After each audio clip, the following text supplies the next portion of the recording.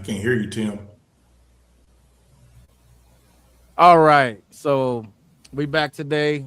That's how the conversation on the Ever Back Man show. We want to talk about something that just recently came back up in media. The whole conversation. Well, we're gonna go all up and down and around with the conversation, of course. But the whole let's have the conversation about these bonnets and durags because Tuskegee University just made some headlines by banning durags, bonnets, and pajamas. Now, my stance. I'm gonna say my stance first, and then we can go around. So my stance with the pajamas is ridiculous. Wearing bonnets in school and class, it's ridiculous. I'm a little more biased when it comes to do rags themselves, because for obvious reasons. But I can concede and say it can be inappropriate, especially if it's in a professional setting. But a classroom, I don't know necessarily if we would say that's a professional setting. But my position is this is a slippery slope that because Tuskegee University is a predominantly black school, so it's not really a racist thing there, but I can see it being a slippery slope on the other places where we've seen these things, like where they say no bonnets in airports. So certain stores will say no bonnets, and I don't think that it's to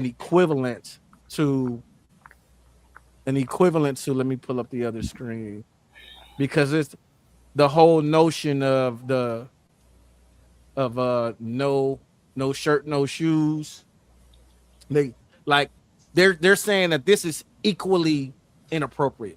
The dude on the left, it's the left on my screen. I don't know if it's right on y'all's, but the dude on the left is equally as inappropriate as the woman on the right. So if they're gonna make a policy, and this is why I say this is my perspective, that is targeted discrimination, because that would mean this woman got up in the morning on her way to work, don't want to mess her hair up, wants to go grab some coffee real quick, and they're like, "Oh, you can't wear bonnet in the store. No bonnets, no durag, no. It's the same as no shoes. Like like it's the same as no shirt, no shoes." I just think that's crazy. That's where I'm at with it.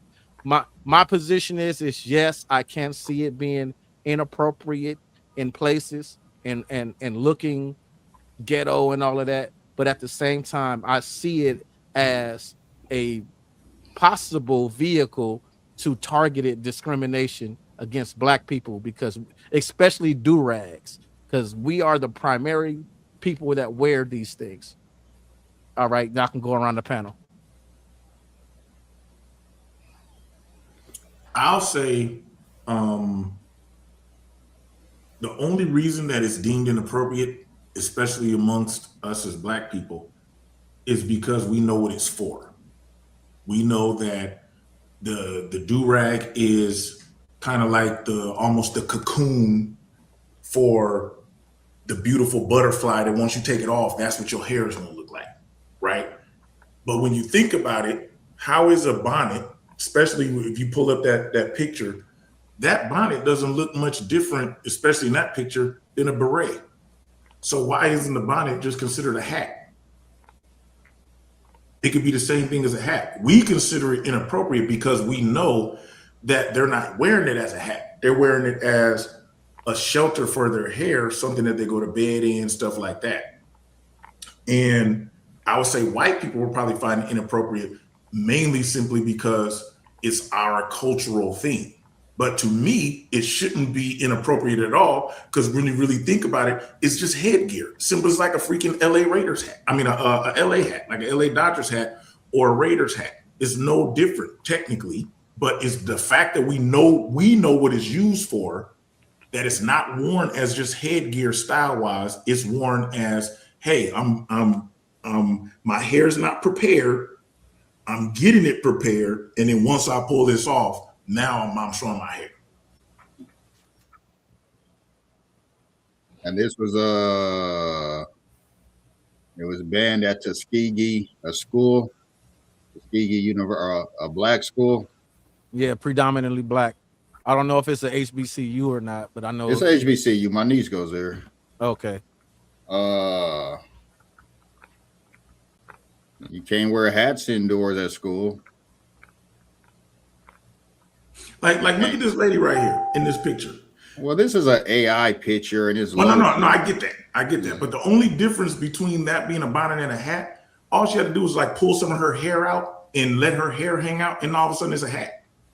Yeah, but we all know the difference. You know what I mean? We know what a bonnet is when we see one. Well, mainly because, like I said, it's a cultural thing. So we know that, and we know what it's used for. That's the issue. Because technically speaking, what's so appropriate about just wearing this piece of headgear out in public? The only It issue is. is we know what it's used for. What's inappropriate about wearing a hat? You know what I mean, in the classroom, or then a beanie, or headphones, or sunglasses. Are all of those banned? Yeah. Oh, see, I didn't know that. I mean, It you depends. grew up. You It couldn't. depends. I mean, yeah, you couldn't wear hats in school when you was growing up. Well, I mean, yeah, I get that, but we live in a different age. I think my opinion on the matter is let them kids go ahead and finish and get their degrees so they can move on to the next phase of life. It's like you have students that are working, some of them are working, then they have to come home, they have to get their homework done for, the next day. And sometimes they're rolling out of bed 5 minutes to the bell rings. And it's just like, listen, if it's not broke, don't fix it. To And me, then that's why? just, and hold on, and I think that we have to stop trying to push people into societal norms. Listen, I promise you, I feel like the amount of mental illness that we have amongst people is because they're trying to fit into a box that they don't belong in, as it when it pertains to society. That's how I feel. Okay. Who hasn't spoke yet? Nia. Yeah, I'm kind of I'm in the middle on both. I see both perspectives. I think that bonnets and do rags in public, I mean, they do kind of come off like undone, like you're not ready for the day. Like you shouldn't even be out yet. You had all night to get your waves together. You had all day to figure out what you was gonna do with your hair. And now here you out in public with your clothes on. Like, I mean, you have done, because that's like he said, like the gentleman said, that's kind of what you're representing. We know why it's not, we know why it's a do rag. We know why it's the bonnet on. Like, so if you can get together everything else, why not that? But then at the same time, like it's freedom of expression. You can wear whatever you want to wear, really. But as far as the college goes, it's probably like, well, how does it look? How is it looking? How is it making the college look? That we got students coming to school in bonnets and do rags. Like it doesn't look good. Like realistically, it doesn't look good. So, but as far as banning it goes, because of the cultural thing behind it, I do think it's unfair, and I think people should be able to express themselves the way that they want. I think it's wrong to ban it, but I do feel like it just looks undone, incomplete. So that's my opinion on it. But and I agree, but like a lot of times the hair is done under the bonnet. Yeah, true. And, Sometimes it is. and I, A lot and I of was times, gonna say, I'm sorry to cut you off, but I was gonna say like do rags. If you look at this, a lot of times we wear do rags to match our outfit. Where they got mhm. the two tone, True. the True. it's actually no different than a regular headscarf. True. You see what I'm saying? That's what I'm saying. It's a cultural thing, and that's why my position is that it's a fine line and a slippery slope between it actually being targeted discrimination against us. I Right, agree and with that. I agree with you so 100% because at one point we were forced to wear these type of head Mhm. coverings. Mm. I got that ready too. If y'all ready for that, Right, it's crazy. We were forced to wear well, our natural hair was too beautiful, and then we were forced to wear these coverings, and then we came up with all these different styles of coverings, and and then now that we've everything we embrace as a cultural expression becomes the symbol of a target later on. It's crazy. I got And, that ready right here, y'all. Check it and out. we Check it keep out. bringing up the culture, and it is cultural, but it was banned by a historically black college. Mm-hmm. Could Mm-hmm. that come from the president having internalized racism? Mm. Does it come from the president? Yes, of the The college. president Yeah. of the college, the dean of Oh, students, or whatever. I don't know. I mean, but I know those type of decisions usually don't come down to one person. Right. Right. And again, like I said, I don't. My position is I don't think that it's wrong for the college to say you need to come and be presentable because we're Mhm. training you to to be in the professional world. So you should learn these practices now. I get that, but I just think that it opens the door. Like I keep saying the same thing over to that slippery slope. But this is history right here. This is it's called Tignon uh law. I'm probably saying that wrong, but check it out. Did you know white women once became so threatened by black women's beauty that they tried to outlaw it? In 1786, Spanish colonial governor Esteban Rodriguez Miró enacted a law in Louisiana targeting black and mixed-race women. They were required to cover their hair with plain cloth head wraps called tignons. White women complained that black women's elaborate hairstyles made them too attractive, too visible, too confident. These were not enslaved women. They were free women of color, economically independent, socially mobile, and often in relationships with white men. The law was meant to humiliate them, to erase their dignity and dull their beauty. But black women had other plans. They transformed the mandated head wraps into works of art, vibrant fabrics, jewels, feathers, intricate, intentional designs. What was meant to suppress them only made them more striking. The tignon became a symbol of pride, creativity, and defiance. Similar laws spread across the South, evolving into broader efforts to control black women's appearance. Because white supremacy has always understood one truth: black women's beauty, confidence, and self-possession threaten white power, so they tried to police it, and they failed. Follow me for more hidden stories in Black history, and don't forget to like, subscribe, share, and press the bell icon. So right there we can see that historically head wraps is part of the culture. Not a culture that we chose for ourselves, but a culture that we created from laws that were imposed against us. And it's weird because the bonnet actually comes from 13th century European headwear. And so it's like, Right. Little House again, on the Prairie. Little House on right. the So Prairie, that's called a bonnet. right. So Mm-hmm. again, it's just like we are forced to do certain things, and then when we say, okay, well, let's make the best of it, now it's a That's a problem. problem too. Right, I because don't know. like when you mentioned the airport, right? When I fly, my hair is done, but I know I'm probably going to catch a few Z's on the plane, so I'll have my bonnet on. Like, I don't know. I just think that society is really reaching as far when it comes to certain things.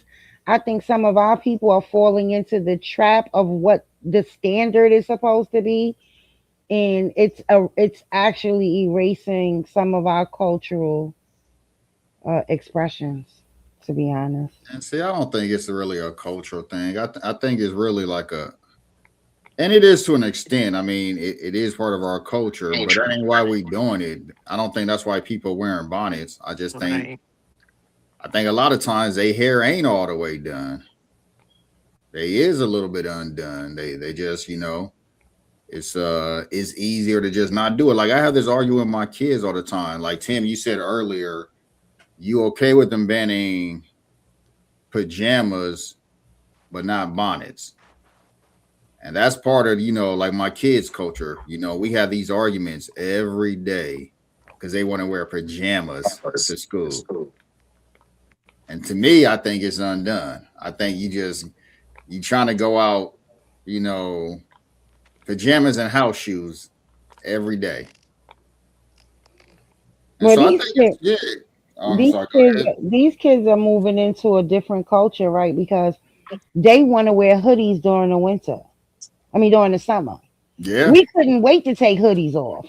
Like, so they're coming up with their own expression of who's to say it's right or wrong. And again, we when we see somebody with a bonnet, and to think that their hair is not done under the bonnet is just an assumption. But Mhm. I And think that's us as what the the adults are the ones that say who's right or wrong. So this image right here is what I'm talking about. Like one girl is wearing pajamas in the body, and she literally looks like she just got out of the bed and didn't take a shower, and but her face is done. She got baby hair, so we know that's not the case. She chose this to be her outfit. She chose a bonnet that has the color in it that matches. And then the girl next to her just got on a hoodie, a jean skirt, and she put a tinyan on a scarf. Just culturally, these are identical. The only thing that are different is people's perception of each one. Mhm. And the perception is where the discrimination comes in. And that's what I'm saying. To go back to the pajamas are articles of clothing, just like the bonnet is. It's just that we know what pajamas are usually used for, which is why it's frowned upon to be wearing night clothes in school. And that's what the bonnet is also, right? And because black women, and some guys, because my son wears one, because he got the little sponge hair or whatever. But black women are known, for wearing bonnets.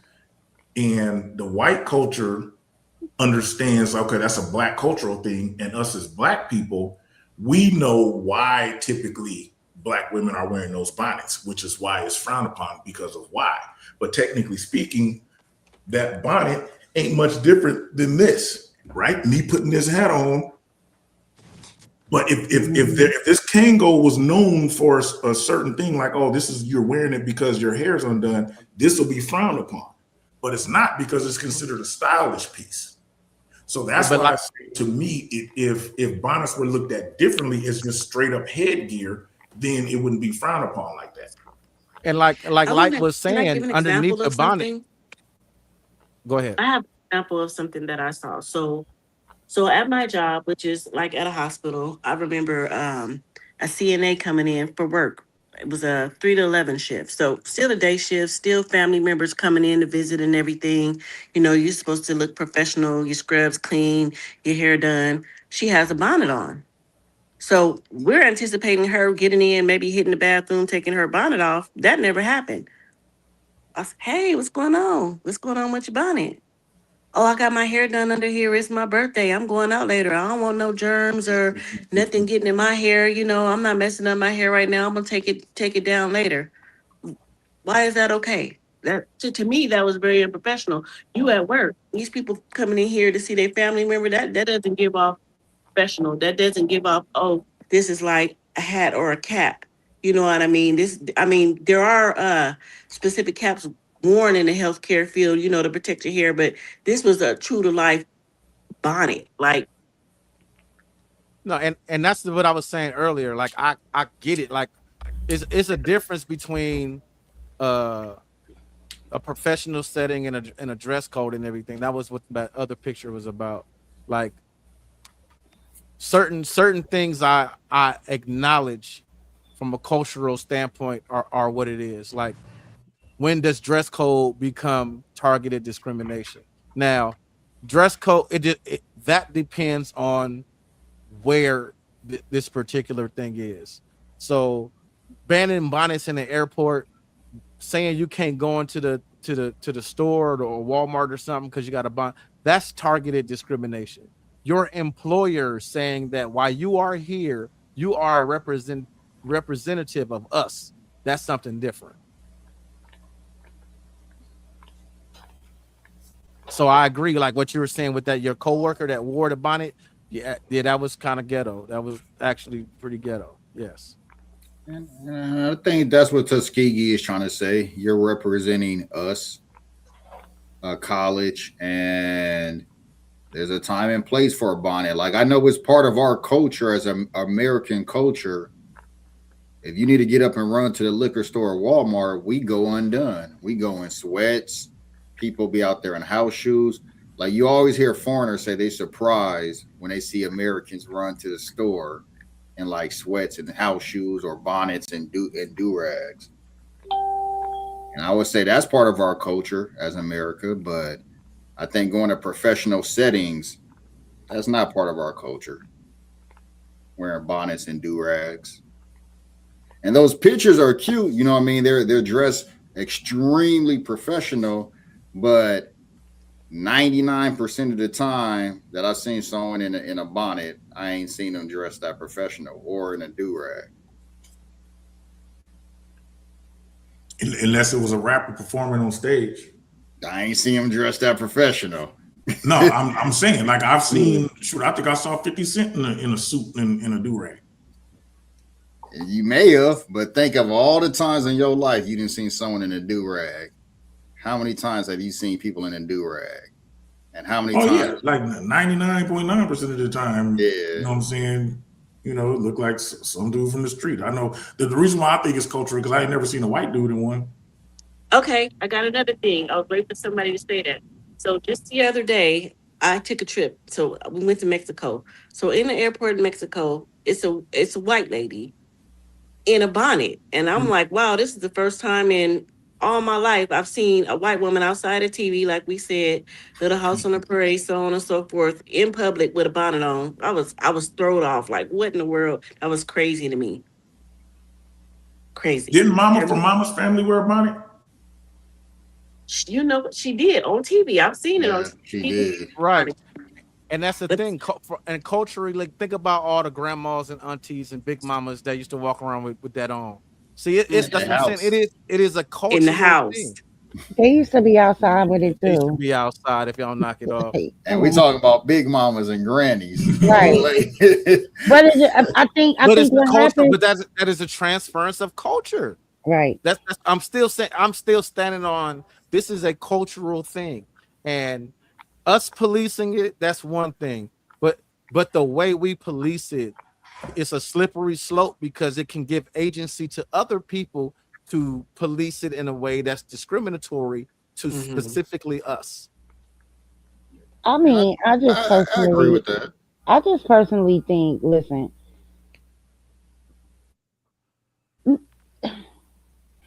let people be who they are. Like, I don't know, me personally, like, I just think different. I this hive mentality that we are starting to develop as a people, it annoys me. It annoys me. I'm sorry. It just annoys me because you can't assume that because Tim got a do-rag on, his hair's not braided underneath. You can't assume because I have on a bonnet, my hair is not completely fried, dyed, and laid to the side.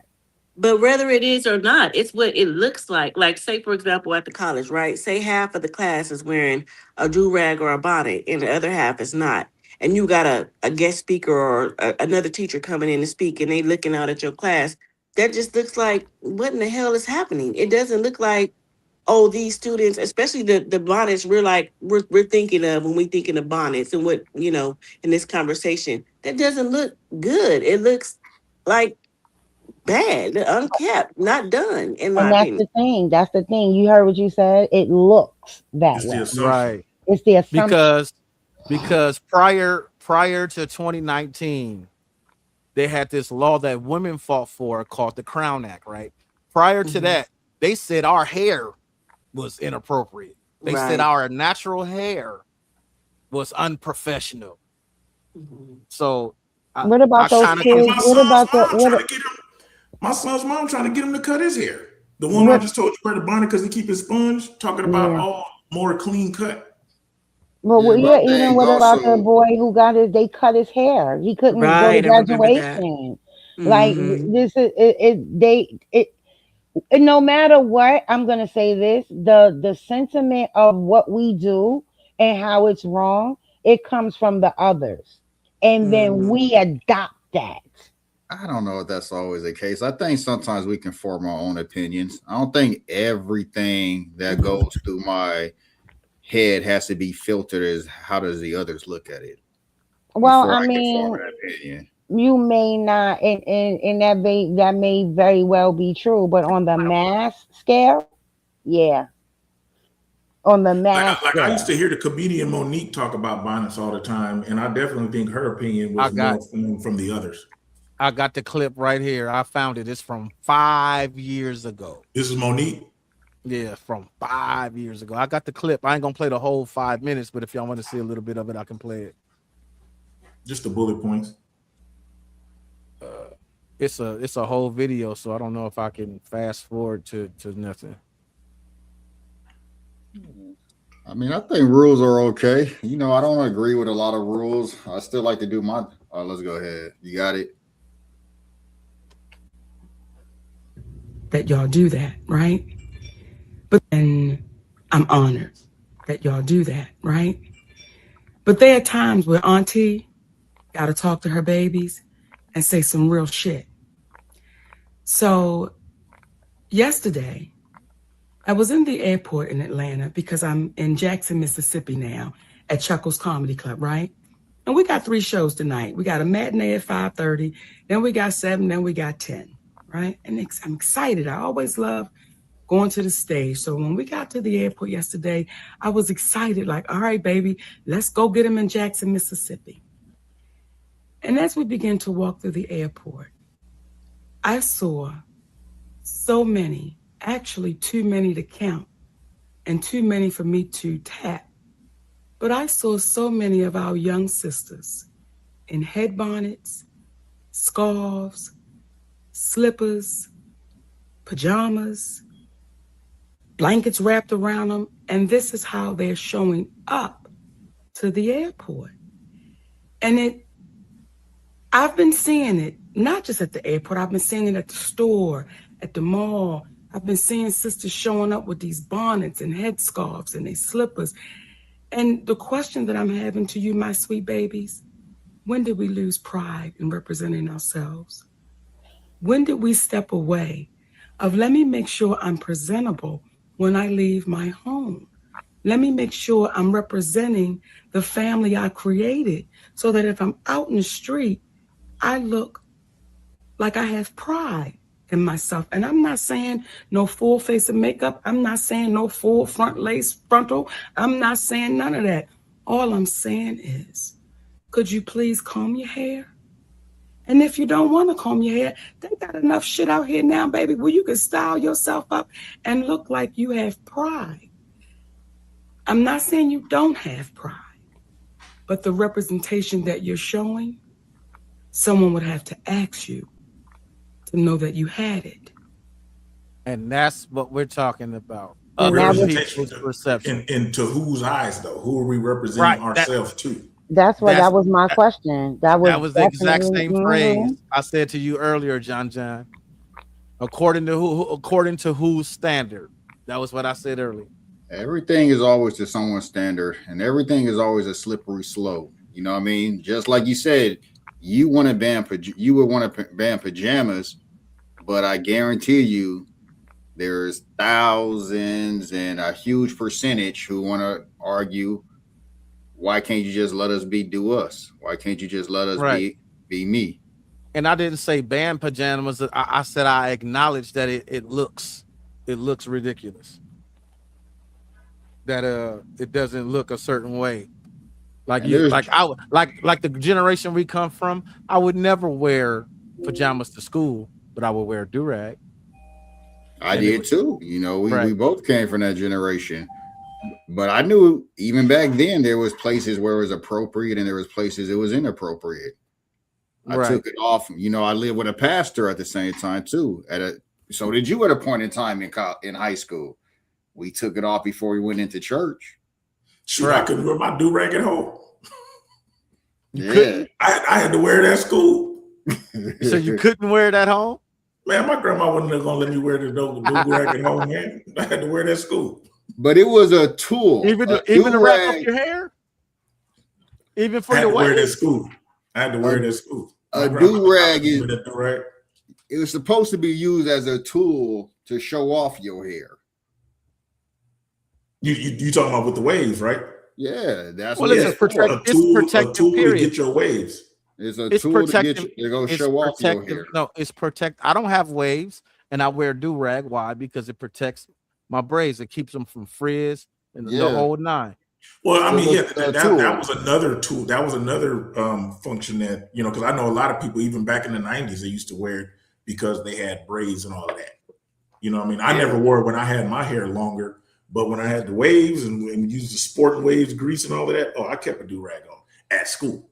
I couldn't wear it at home. Now here comes a curveball. We got to keep in mind the hip hop culture made the do rag a cultural statement. We had rappers, basketball players, and all of them wearing them, like I said, with different prints on them, different designs, the whole get down, which made them a part of our culture. So they transcended from being a tool just to wear it. And then waves is actually a culture too, the 360 culture. That's a whole culture within itself as well. Where y'all didn't see the videos where they be like, all right, let me see your waves, and they pull it off and be like, like that's a whole culture too. And again, that culture is predominantly, if not dominantly, us. Like the thing about it is that like we were saying earlier, we allow other people from the outside to say this look is considered degenerate, and look, they're glorifying and making their culture of this degenerate look, like with the whole hip hop and all of that. And so at what point like we were saying, at what point do we separate what they think and accept and embrace our own culture? So with the new bonnets and all of that, we're all older. We're all over 40. We come from a generation where that wasn't there. So for this new generation that's coming up, they're in turn possibly, I don't know, I can't say for sure, I can't say 100%, but they are possibly embracing a different style and culture the same way that the do-rag got embraced and became culture for us. I think culture always changes. It always changes. Is never static. It's always fluid. You know what I mean? That's how culture works. And I think that was part of our culture. I wouldn't say that's historically Black culture wearing bonnets and do-rags. I think it's historically Black culture to try to wear your Sunday best when you're going out. Because your grandma wouldn't let you wear your do-rag when you little. Like you said, not even in the house. You couldn't, I could wear it in the house, but we couldn't wear it outside. We damn sure. My grandma didn't even know I used to wear it. That's the thing. I used to wear it at school. Like she never even knew I wore one. Yeah, we was allowed to get waves. We was allowed to keep our hair down, but we damn sure couldn't go to church like that. Right. And I think that's more. Anything that made me, she wasn't fit to allow it. So I just want to touch on what Timothea said. So we were allowed to do certain things and express ourselves, the way we dress, the way we wore our hair, all of these things. And now we have a new generation of children who are coming up, and they're, like I said, I don't understand wearing a hoodie when it's 102 degrees outside, right? But I mean, do we police them? Do we not allow them to express themselves culturally? Because I feel like express themselves as an individual, as a human, and culturally.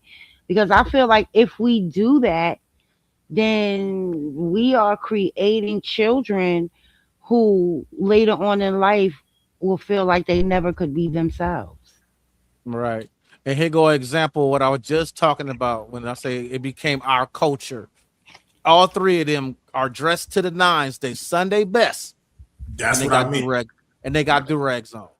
But look how the do-rag underneath kind of take their whole style down a notch. That don't look super cool and super, like, they don't look top tier. The do-rag is taken away from their attire, is it not?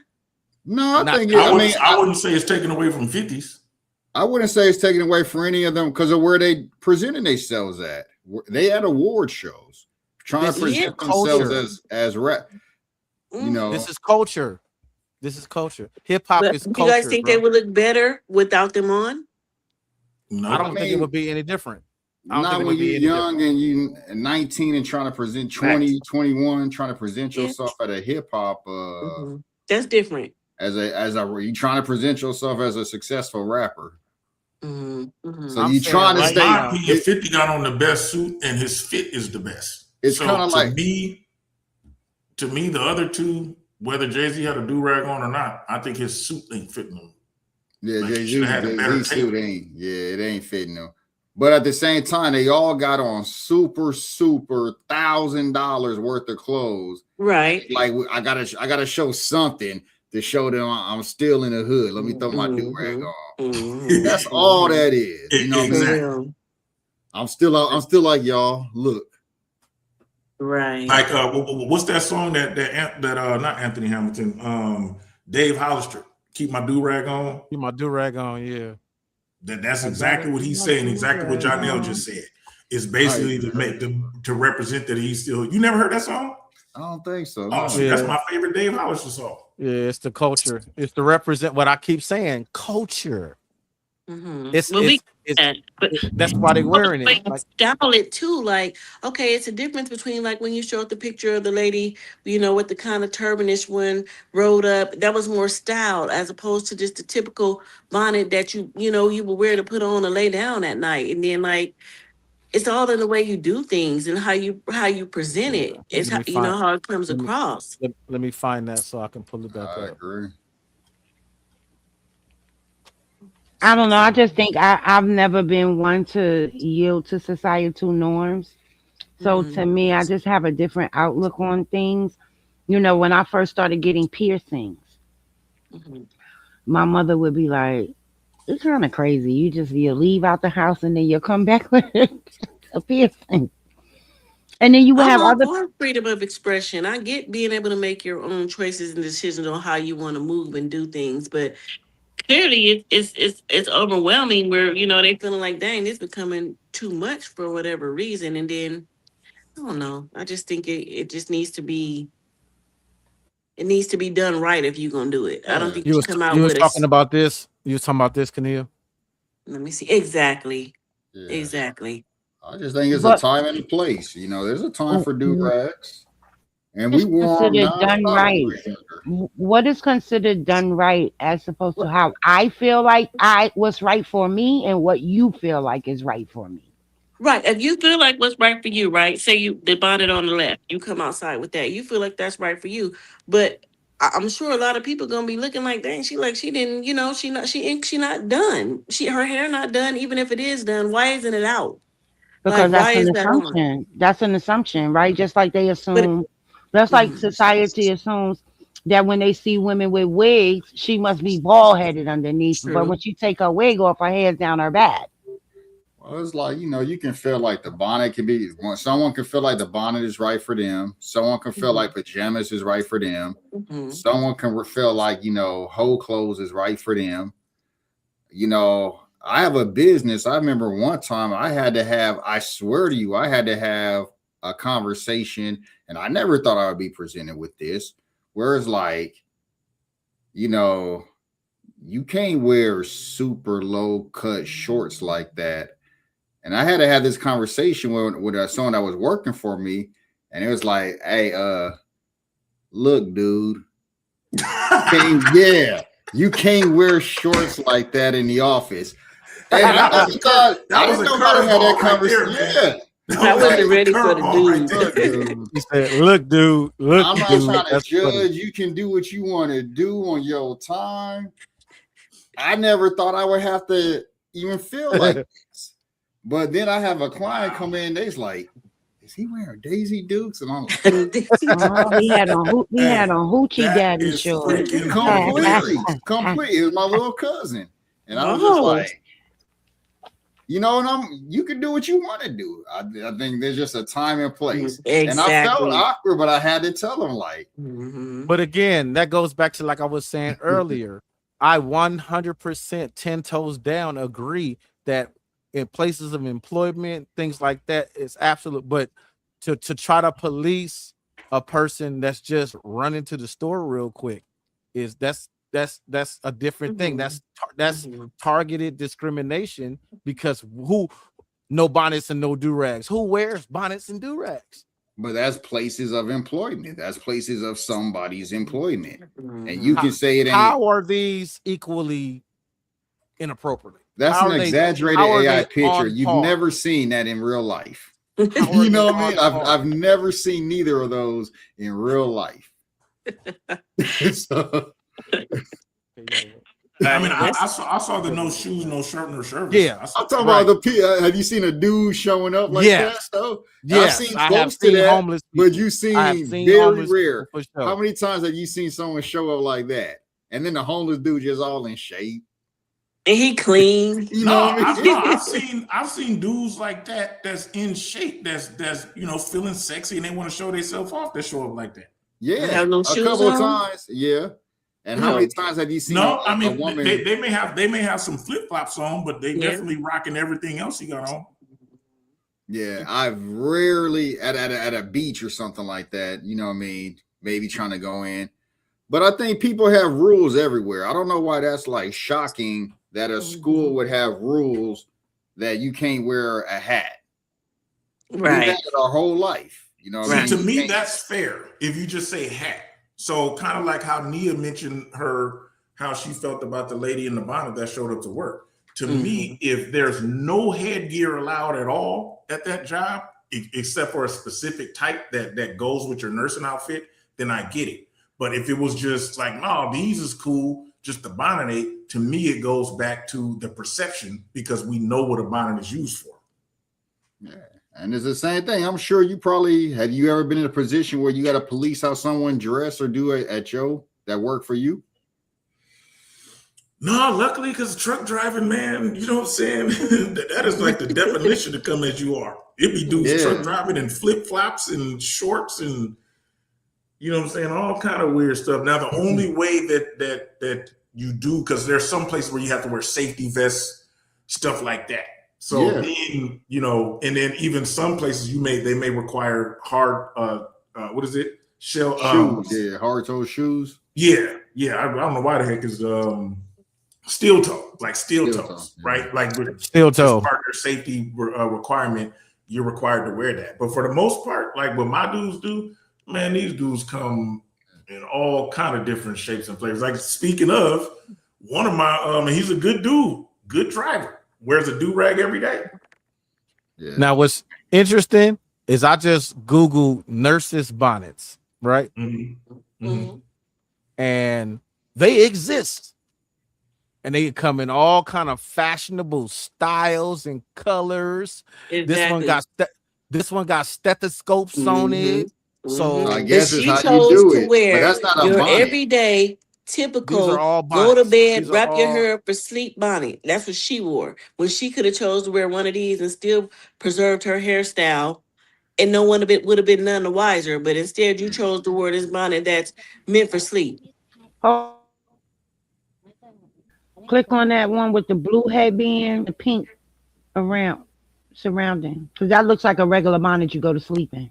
Yeah, that at the bottom to the right. No, At the It's top, at I the see what you're top. talking about. It's about the fourth on the top. Yeah. And this is a I never nurse's She seen don't bonnet. look like wearing she that getting one. ready to go to sleep. That's a She nurse's do. bonnet. I've never seen a nurse in that, but yeah, it's a nursing bonnet for sure. But I've never. That's a nurse's bonnet. But Yeah, we've and she all didn't look dealt like with she was getting ready to rules. go to sleep.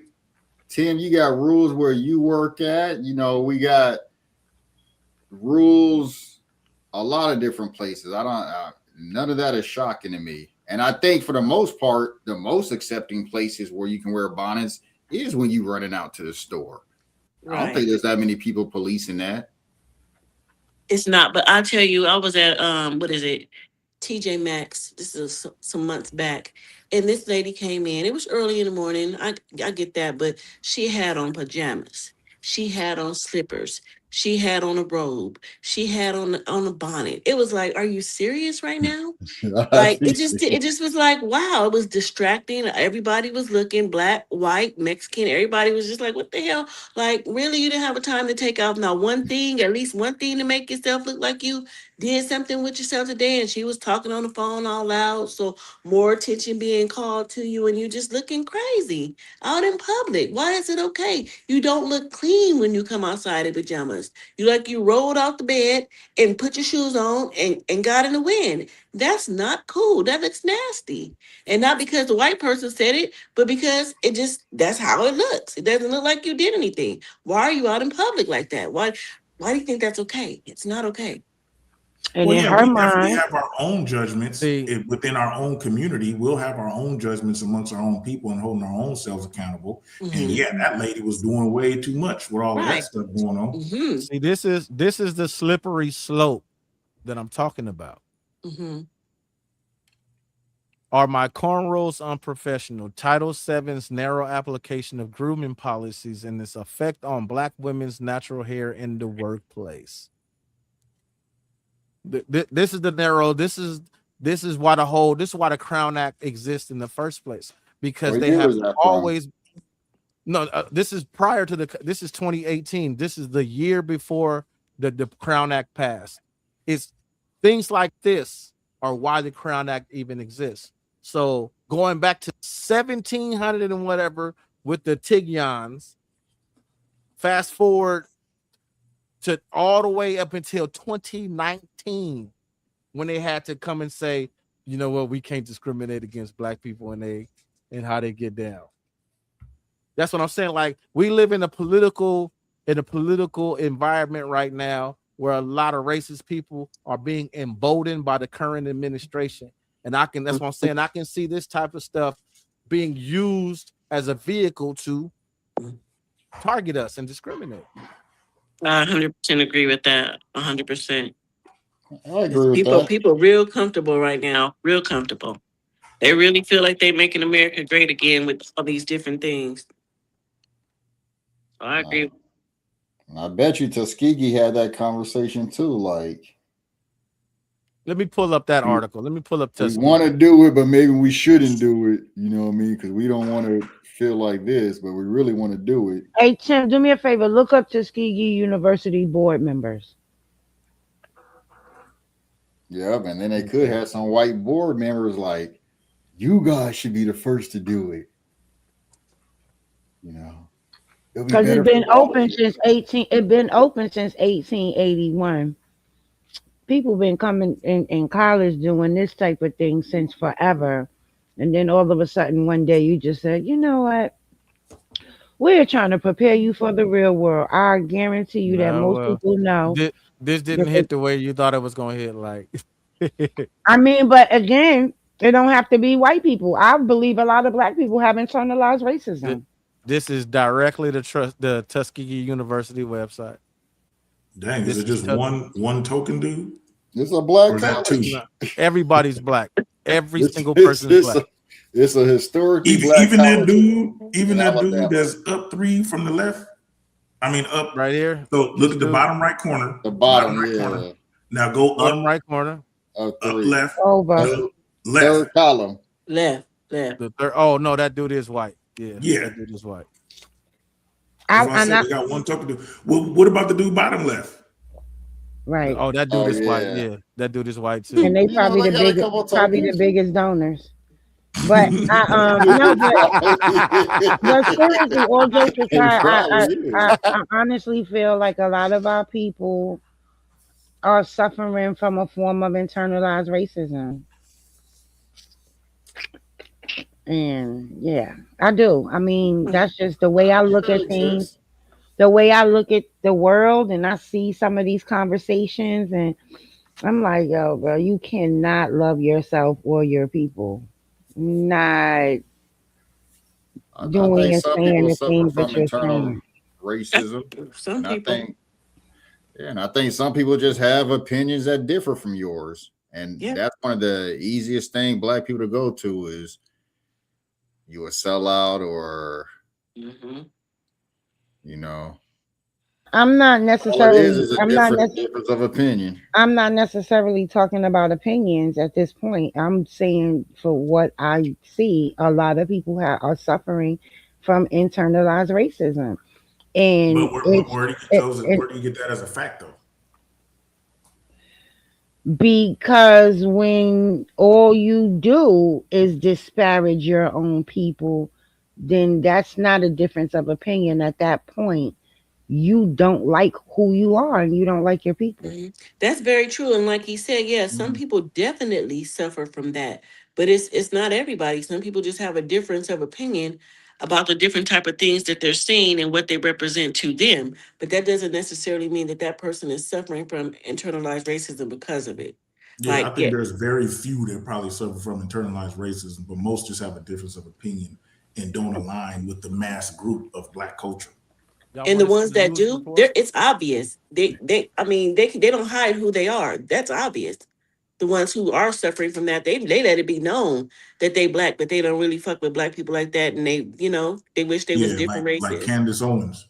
Yeah, y'all Exactly. y'all want to see the news report? Uncle Ruckus. Yeah. Man, Nobody is worse than tap dancing Tatum. Oh Who? yeah, Brandon Tatum. Oh, bruh. I don't even This know who dude, that he is. gotta be. They have to pay this dude to say the stuff that he say Let's see because him. I don't even know who he that say is. I don't even know because who that he is. said Brandon Tatum got asked a question. Do you believe that Black people were better off in slavery than they are today? And his answer was yes, absolutely. Oh Lord. oh, I just saw a You video know with what this I'm dude. I just saw a video with that dude talking today. Mm. Who? I'm about to Google But him. I just Googled him and I saw his face. I literally just that's the first time I ever saw that dude was earlier today, and it was who shared that video? Oh, okay. I've seen him Ari Spears before. shared the video, Let me and see. it Yeah, was with dude talking. I've seen him before. he in the Nolan what's in the Nolan case he saying this This man, fool said absolutely that we were better off. yeah, he said He literally said absolutely. there's no racism in any police department in America. Yeah, because he's a former He police officer. he literally said that the police were not an extension of the slave patrol.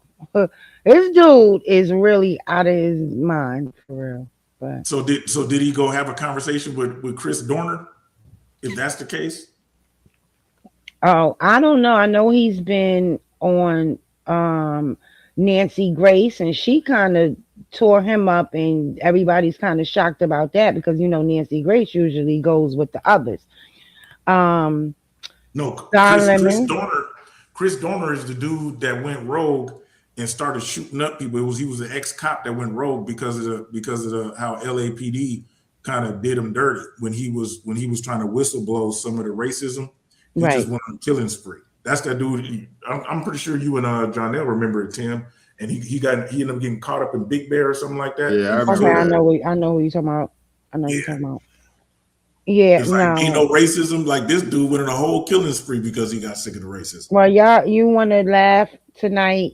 Go watch him on Jubilee. Brandon Tatum on Jubilee, and you're going to laugh Yeah, because the What the is episode Jubilee? Jubilee. Jubilee is I've been watching Jubilee for years. It's a YouTube channel where they got a lot of satire and stuff on there too, but they have two segments that I watch the most. One's called Middle Ground, and the other segment is called Surrounded.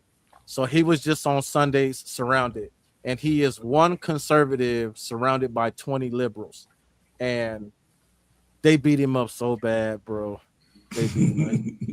The claims he was making is like systemic racism have no effect on the Black community. It's personal accountability. Wow. he That's said insane. systemic racism doesn't exist, and that redlining hurt more white people than it did black people. This dude is Yeah, nuts, we say crazy stuff like that for sure. and seriously believes it. Which is ridiculous. I mean, it can most of us take our own, you know what I'm saying, destiny in our hands and make something work? Yes, we can. A lot of us can defy the odds, but that doesn't change the fact that the odds are definitely stacked against us. You know what I'm saying? It doesn't change the fact that based on your name, stuff could be just tossed in the your application could be tossed in the trash. You know what I'm saying? When they see Davion Jenkins, you know what I'm saying? The odds of you Get out of here. Exactly. You know They what I'm laugh saying? at Davion. It's like, yeah, no. Like that's just a fact. You know what I'm saying? And then you gotta, and even if you do get by in a lot of corporate America, even if you do get by that hurdle, then you gotta basically come and present yourself like Carlton Banks. You know what I'm saying? In order to really get in. You can't come in and present yourself, you know, shoot like even like Will Smith's character on The Fresh Prince of Bel-Air and expect to really get somewhere. And Will Smith was, you know, when you think about if you want to classify Will Smith in The Fresh Prince of Bel-Air as hood, he's like a wholesome hood dude compared to like real hood dudes.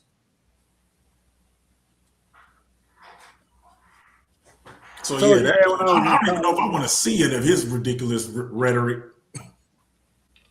Told you when I was in college, man, they once and when I was getting my master's degree, they talked about that, you know, having the wrong name and shit like that.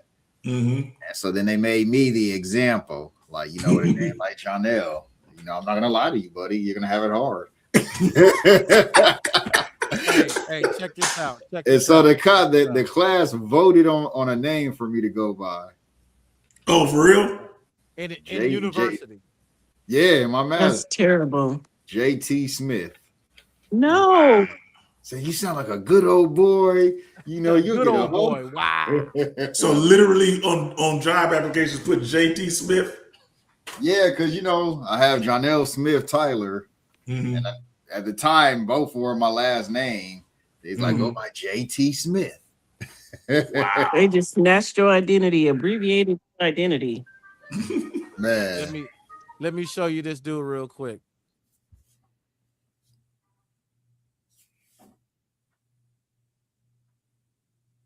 Kirk said black men like you were better off during slavery. Do you agree with him? Yeah, listen, 100%. You believe 100%? Wait, you were after better slavery. Let so me you were saying you would be better off Black history. during slavery. No, you don't understand Black history, and you don't understand what Charlie was saying.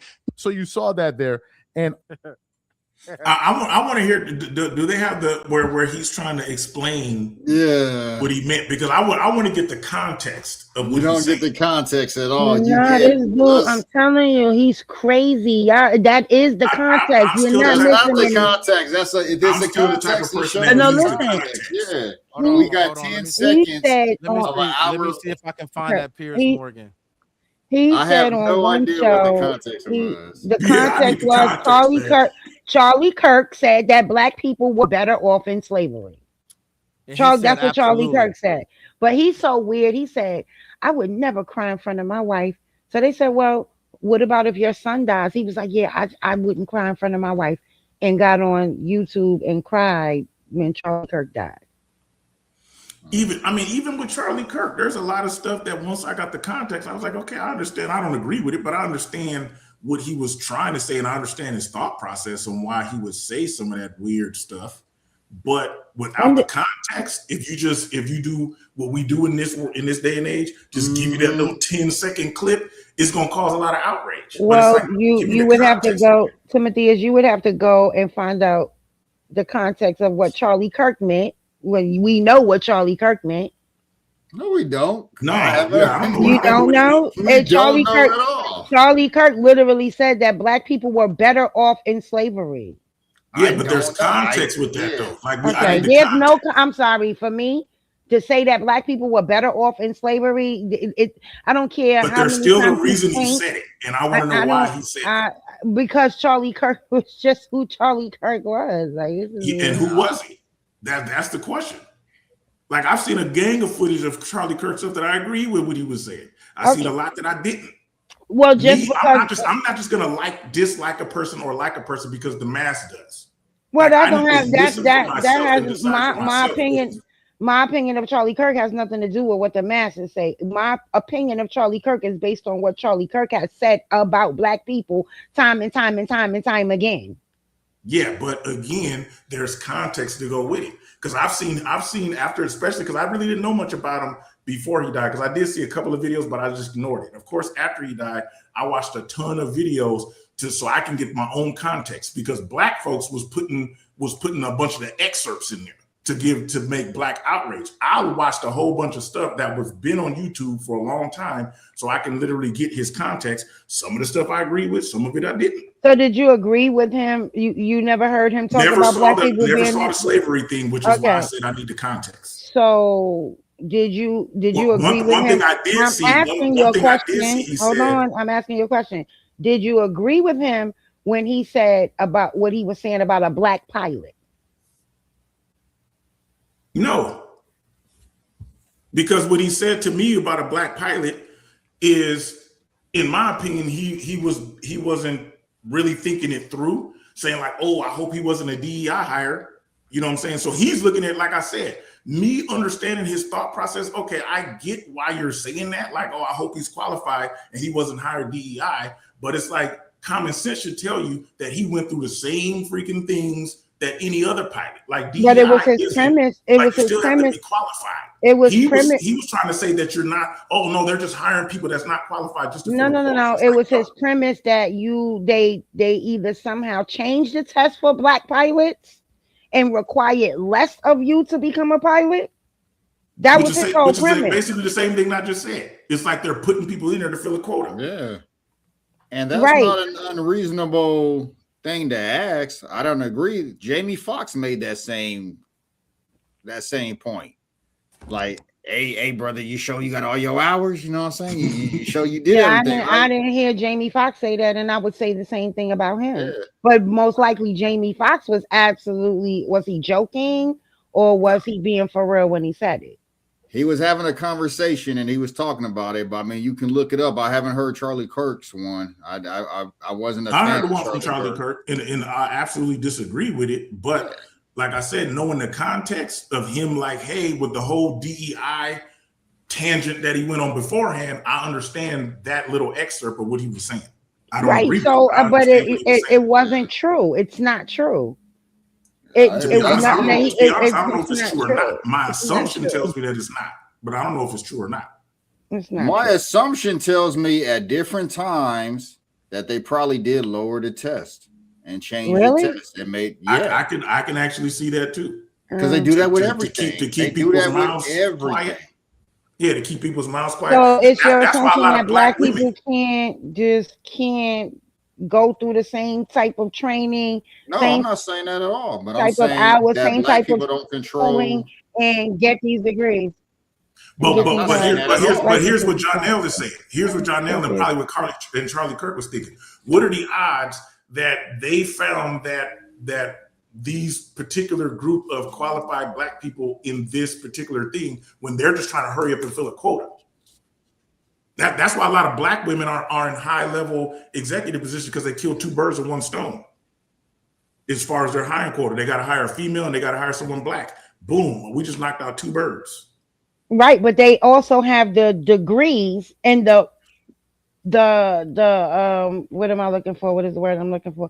It's just qualifications in the field, qualifications to be in those positions.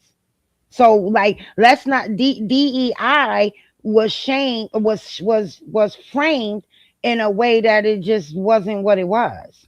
Well, we're assuming that they have the qualifications. We don't know. No, they do. They absolutely do. How do you know? Please, they do. These women have these women were qualified, and it wasn't just black women; it was white women as well.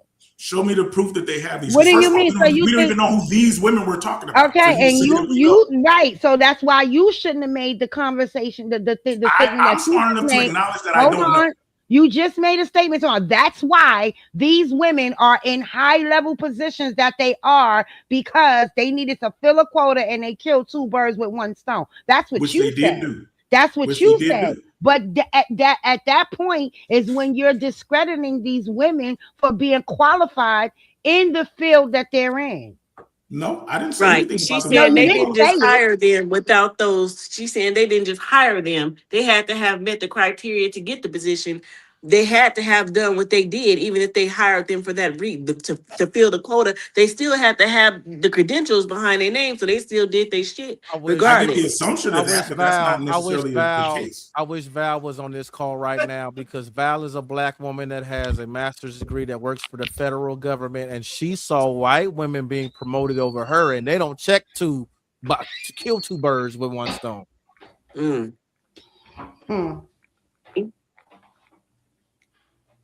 that I don't think that's happening like it used to be happening now, because I found the clip too, if y'all want to see that. Shoot it. I don't think it's happening like it used to be happening, because not with Trump in office, they doing whatever the hell they want to do. Right.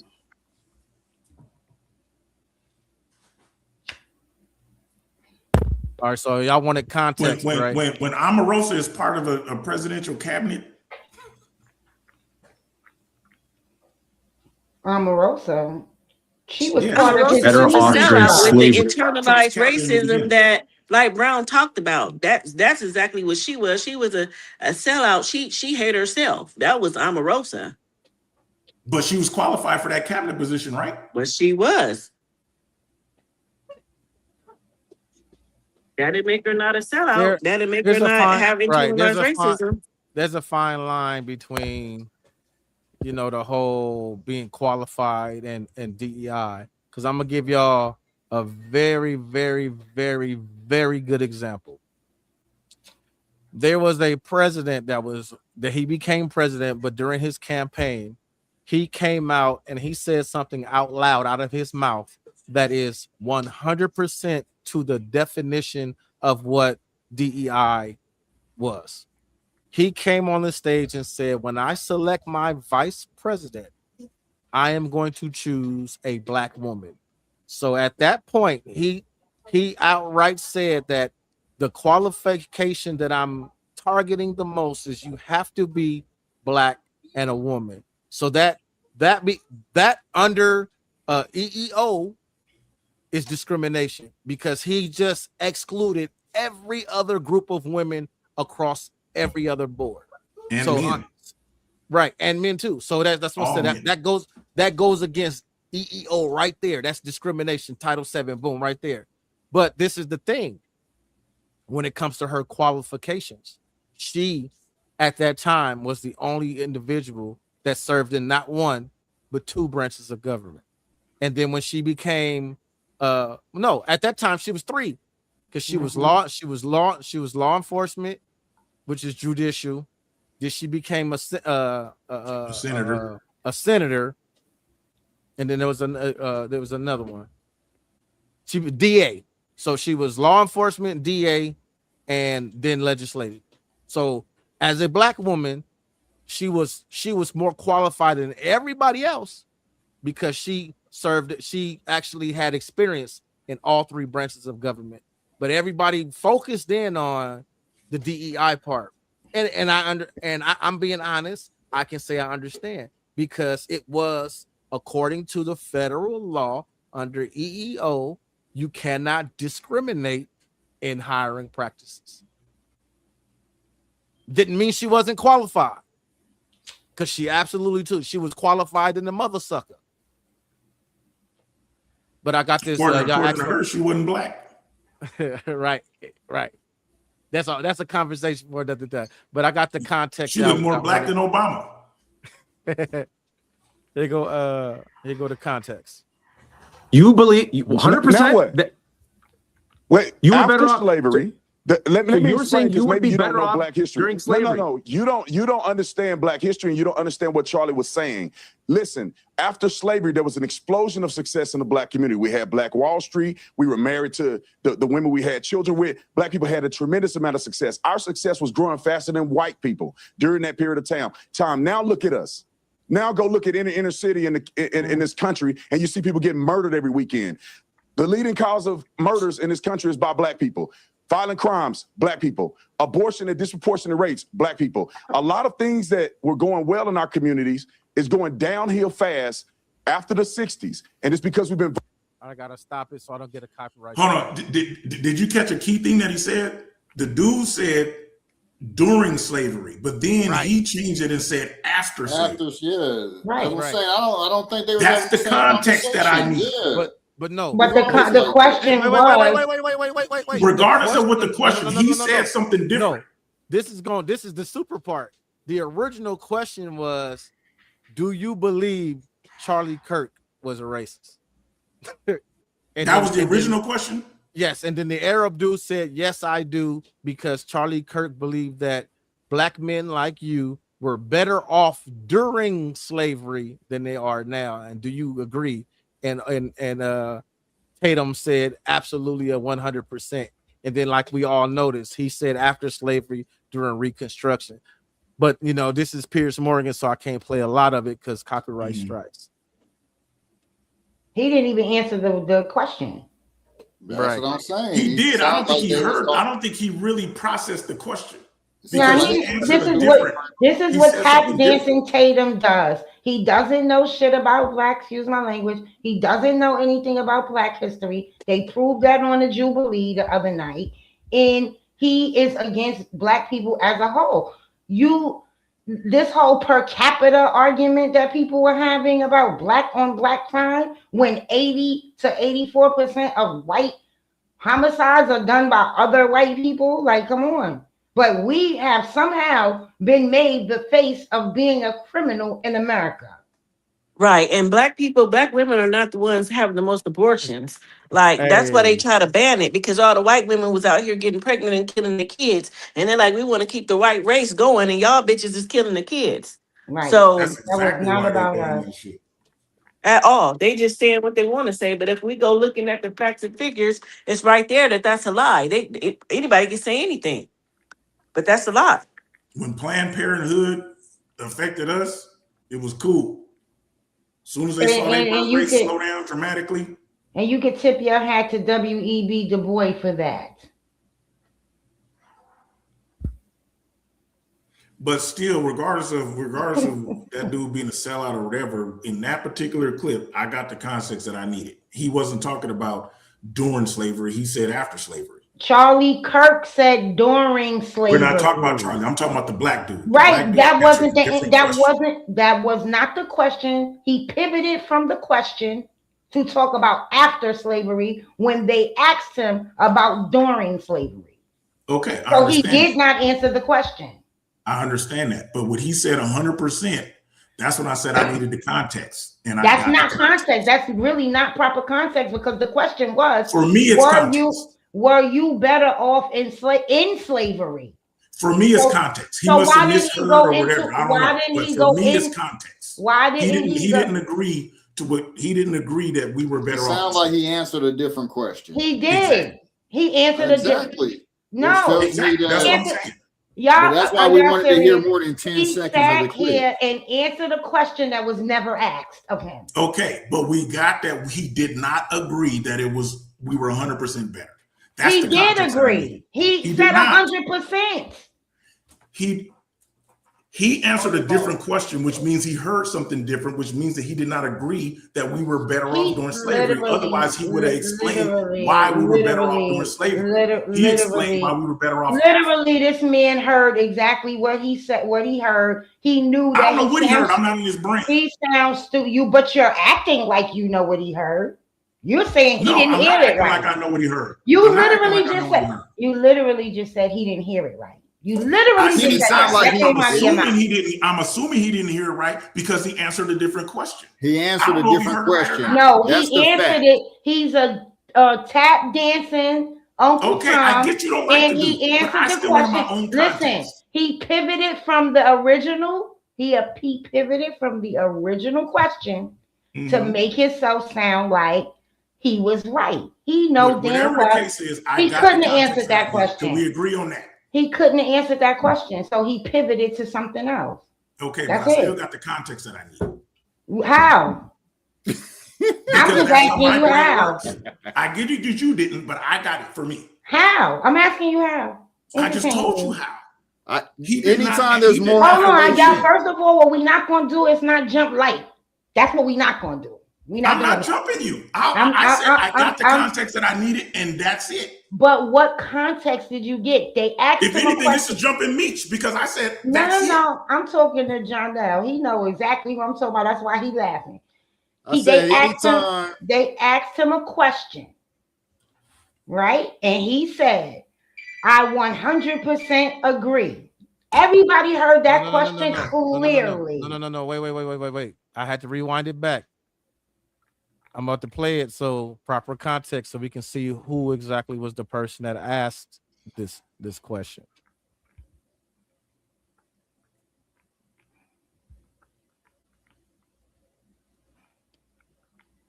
At the baseball field in D.C. and about the murder of Charlie Kirk. Yes, he said that black people were better off during slavery. Kirk, that were done by the violent left. Are you willing to say that as well? There's an investigation happening right now. There's a trial. Let me say something, Pierce. Let me say something, Pierce. Hold on. Let me say something, Pierce. Brandon, Do you got the two liberals on the show? Do you think that Charlie Kirk was a racist? Yes, he said that black people were better off during slavery. No. Do you think that Charlie Kirk spewed hatred? Yeah, I'll say it to you. He thought you, as a black man, were better off during slavery. The foolery that you're saying right now is what got him killed. The leftist nut jobs pushing the same stupidity that you're saying right now is the reason why Tyler Robinson killed Charlie. This is exactly the same thing. You should be condemned. You can't criticize for saying something silly. So you're saying you can't lie. You cannot lie about any criticism, if you level any criticism of somebody, then you are responsible for their death? You can't lie about them. The lies is what caused a person like Tyler Robinson.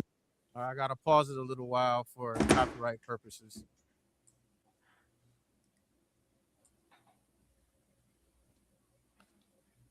Yep. So he was the one that asked the question. Tatum asks, do you think that Charlie Kirk was racist? And old buddy answers, yes, because he would say you as a black man were better off during slavery. Wow. Then he turned around and asked him, as a black man, do you think you were better off in slavery? And he said, yes, I 100% agree. And then he started talking about something else, like he didn't hear what that question was. Exactly. That's all I'm saying. No, you're assuming he didn't hear. Okay. He heard. Well, I'm assuming. We're not assuming he didn't hear. He didn't talk about that. Like he heard something else. I gotta pull the video down. He may be tap dancing like you said, but I can't say that for sure. Yeah, I don't know if he tap dancing. I don't know this dude. But I do know that he didn't answer the question correctly. That is a fact. Thank you. That was my whole point. Yeah, I don't know. That was our point too. Yeah, I got the context that I needed. The fact is he didn't answer the question. Damn, these cups be disintegrating like a motherfucker. You literally just sat here and argued me down that he answered the question based on how he didn't hear I did not. I don't think he was. I think y'all John, now what we should, I did not argue that. I said that he answered something different. I said that he did not agree. By his explanation, he was not agreeing. You know what I'm gonna do? Once this show is over, I'm gonna go back and I'm gonna clip what you said, and I'm gonna send it to Tim, and I'm gonna let Tim send it to you. Coach Ferg, check. Hold on, Coach Ferg, check your Facebook inbox. Who, you? No, I was talking to Coach Ferg in the comments. So I'm gonna keep playing it, but I'm not gonna show the video so I don't get copyright strikes. We're gonna listen to it. Integrity, and he was fair. If you disagree with him, he let you come to the front of the line and you can have your disagreement. Brandon, Charlie Kirk said black men like you were better off during slavery. Do you agree with him? Now listen, 100%. That sound like he didn't hear the question. Are you there, Meech? Did you go pee? No, I'm here.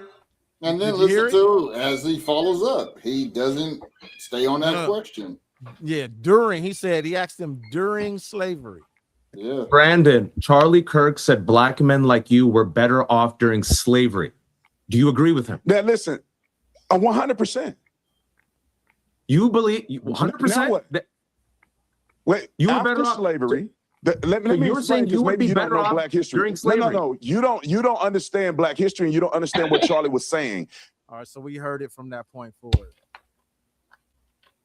So You can't keep letting it play. Oh, y'all want to hear the rest? I can't, because I Might can't well. play a lot. I can't play a lot of it because of copyright. Yeah, you can. What you can do is what you're doing right now, stopping it.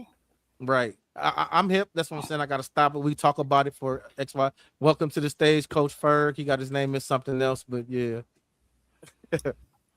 What's up, bro? How y'all doing? All right. What's up? All right, sorry, one of my drivers called. So yeah, I'm saying that how many of us has ever heard something clear as day, but our mind processed something different? All I'm saying is I don't know if his mind processed it. I don't know if he's tap dancing. All I know is he did not answer in his explanation explaining why we were better off 100%, like he said, during slavery. He said after. And he explained in detail everything that happened after slavery. Nothing new. But then he never. What the next thing would have been somebody else going into the systematic approaches that they use to dismantle all of what he said. And that's fine. All I'm talking about is I got the context that I needed. To me, he did not answer that he agreed with slavery 100% because his explanation did not describe about us being better off during slavery. It said that we was being better off after slavery. That's all I said. Because he couldn't. He knew that he was. Regardless of how you feel about it, the fact is that's what he said.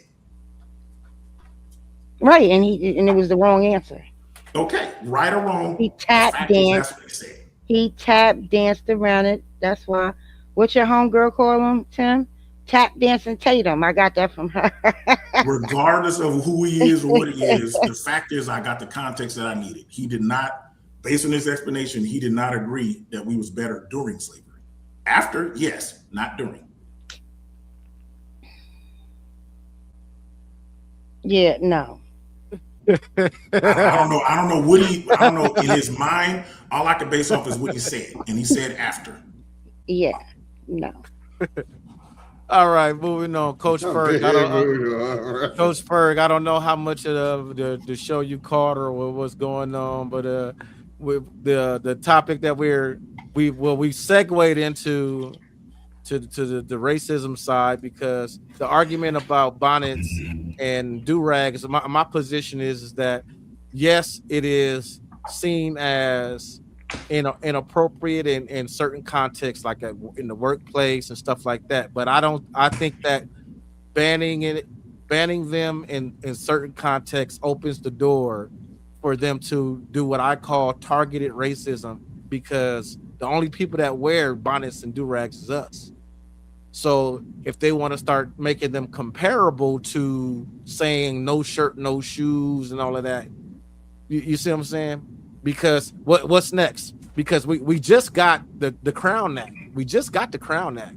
So we can finally wear our hair naturally, because that was a problem too.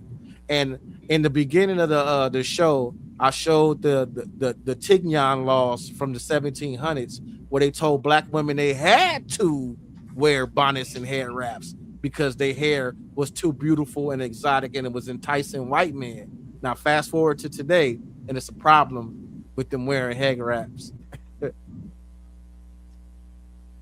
How y'all doing? What's up, ladies? So shout out to the bald niggas on the panel, old ass niggas, but it is what it is, man.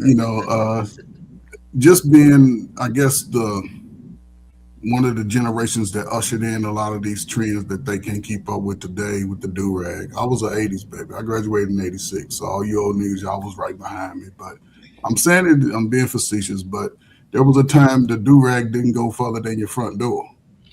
It was for you at night to lay it down, keep your waves tight, and get outside, shower everybody off. Then it came another time in the drug culture. I don't know how many y'all sold drugs, but y'all the reason we here today, whether you believe it or not. But then it started going outside. A lot of those things that were sort of, kept inside started to come outside. Sagging pants from prison came outside. Do-rags came outside. It used to be a woman would wear a scarf if she had rollers. then that was, acceptable pretty much. You put the scarf on, but she ain't go to church with the scarf on unless she was trying to keep her hair from getting wet. She ain't go outside with her rollers on. She went from the beauty salon home. She didn't do all that outside stuff. Then as the generations go, more people just started adapting those cultures to everyday norms. And this is where we are now. I salute the HBCUs, man. Take that bullshit off, man. You're going into the future of being business leaders. You have to start somewhere. Niggas say it all the time. Mom and daddy didn't teach them. Somebody go teach you. If you in a college, the perfect place to teach you.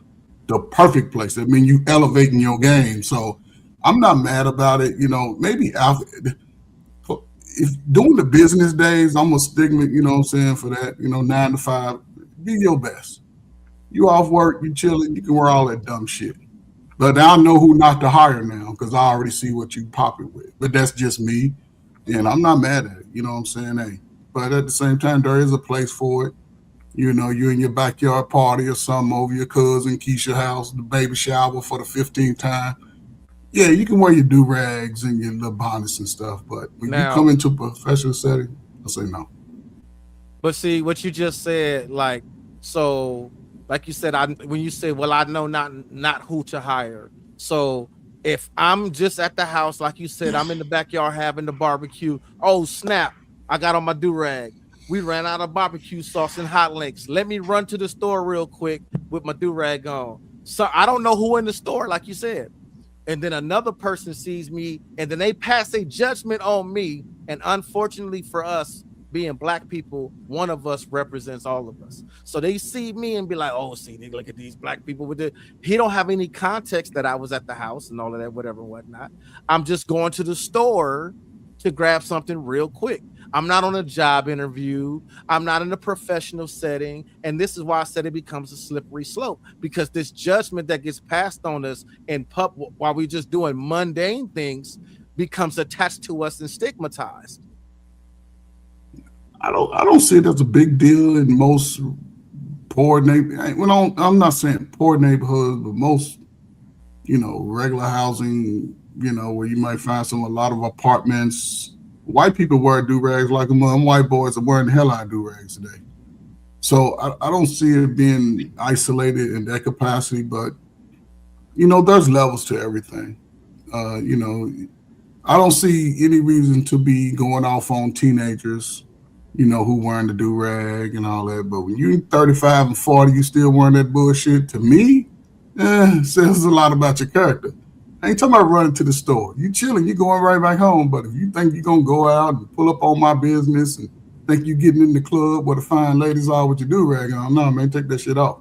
That's just me. But that's something that we mentioned earlier, is that it became a part of culture. Like, let me pull a picture. Let me see if I got this. Did you ever have to correct little Tim on anything? Tim? No. Because I don't know if he ever even wore a do-rag or anything like that. No, he wanted to grow his hair in the natural locks, and that's what he did. He grew free-forming locks. And like I mentioned earlier, there was a time where the same people that would say these do-rags and bonnet is unprofessional, they said that your locks was unprofessional and unkept, and you couldn't wear them and be a lawyer and because you looked unprofessional and unkept with having locks. So see how I'm saying it's a slippery slope in this discrimination that's targeted at us specifically? Well, hang on real quick, because I want to.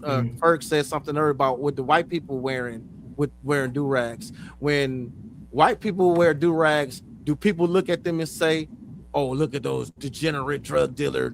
No, they say, "No, look at them white boys trying to be Black," because the negative connotation is still attached to us. Because it's attached to our culture. Do-rags is our culture. Wave culture is us. White boys try to do it because they think it look cool. Because, like I said, it became our culture, and they want to appropriate our culture. It be Allen Iverson, Jay-Z, 50 Cent, all of these celebrities. They come out and they wearing dressed to the nines, $1,000 suits. Got a top hat on with his do-rag under it. But it's a cultural thing. But look at these three guys, right? They in places we all wish we could be. they in the top representing us, right? So if they're doing it, it's a false narrative that they allow to be placed on us. It's a false narrative because How is it a false narrative? You don't most think that people don't.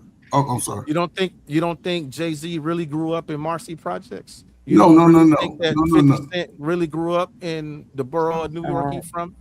no. So the white society is putting these guys as a representations of who we are. They all got a similar background, but they highlight these guys because they know they will hold no loyalty to us regular niggas. Those guys don't hold no loyalty to us. They let you know. They let us know in our face every day. But the most working people, common people, and that's been a trend with do-rags though. See, it was when it first started, it was popping. Now that trend is sort of fading for the younger folk. It's your old niggas wearing the do-rags now. Yeah. And niggas is old. But the younger folk, they starting to go natural early. They letting their hair express who they are early now, which is a good thing. I wish the women did the same because they'd grow so long. Well, like Meech was more saying, women are natural than before. Right, because they changing that up. But like Meech, you mentioned earlier, his son is young and he's growing his hair natural, like you're saying, fur. But he wears a bonnet. He don't wear a durag. Since he got a spongy fro, he wears a bonnet because that is protective for his head. You see what I'm saying? I think the bonnet is a change. It's a change in culture. It's a change. We like you said, we the old niggas. Like that's what you said. And the same way when we was young and we thought what we was doing was fly as hell, they had old heads then telling us, y'all out here embarrassing us. Y'all out here looking this, that. And now we grew up to be them dudes. We grew up to be the same people. We grew up to be the same. When we was dressed fly. Right. That's called life. We get older. But that's what I'm saying. So we can't, like we were talking about earlier, presentism. We were talking about earlier on the phone. We can't apply presentism. We can't take our view and then say, well, since I believe this is what y'all gotta believe. This is what I believe is appropriate. This is what you gotta say.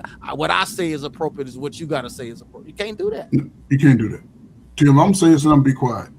I think we do young people a disservice about the strength of their hair. I think, you know what I'm saying, people don't go and actually study the history of our hair, how it rises to the sun. They don't go deep. It's more of a surface level. Like, you grow your hair long. So, because women like to play in long hair. It is what it is. That's why they won't wear their natural hair till their edges burn out. Now they're trying to start over. But I disagree with you, brother. I mean, I get it. I work in the schools and I have to sit down and with groups of young women to get them to be convinced that their natural hair is worth growing, certain techniques. But I'm gonna say this, listen, me, I'm bald headed, right? I played the thing, wanted to cut my hair with the waves and all that instead of just letting me grow that afro at least to an age of maturity. Most young men don't do nothing to their hair during their teenage years. They'll just let it go through that metamorphosis phase. Then at some point, it's all full and thick. And then sometime when people start learning about their hair, they take care of it better.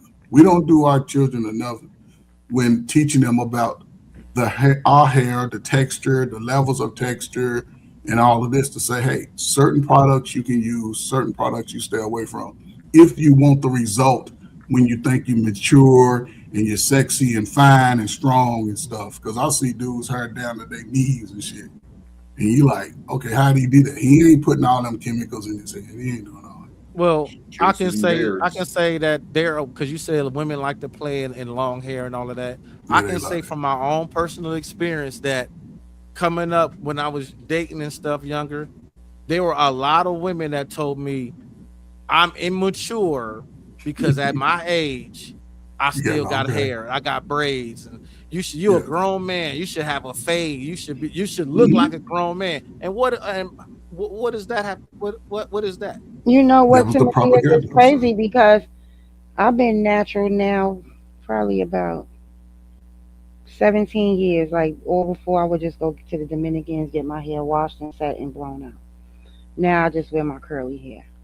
And I've had more men say to me, "Yeah, when you gonna stop that natural BS? When you gonna wear your Yup. hair straight again?" Right? So this is the thing, and I'm gonna say this to you, brother. I think you need to look around.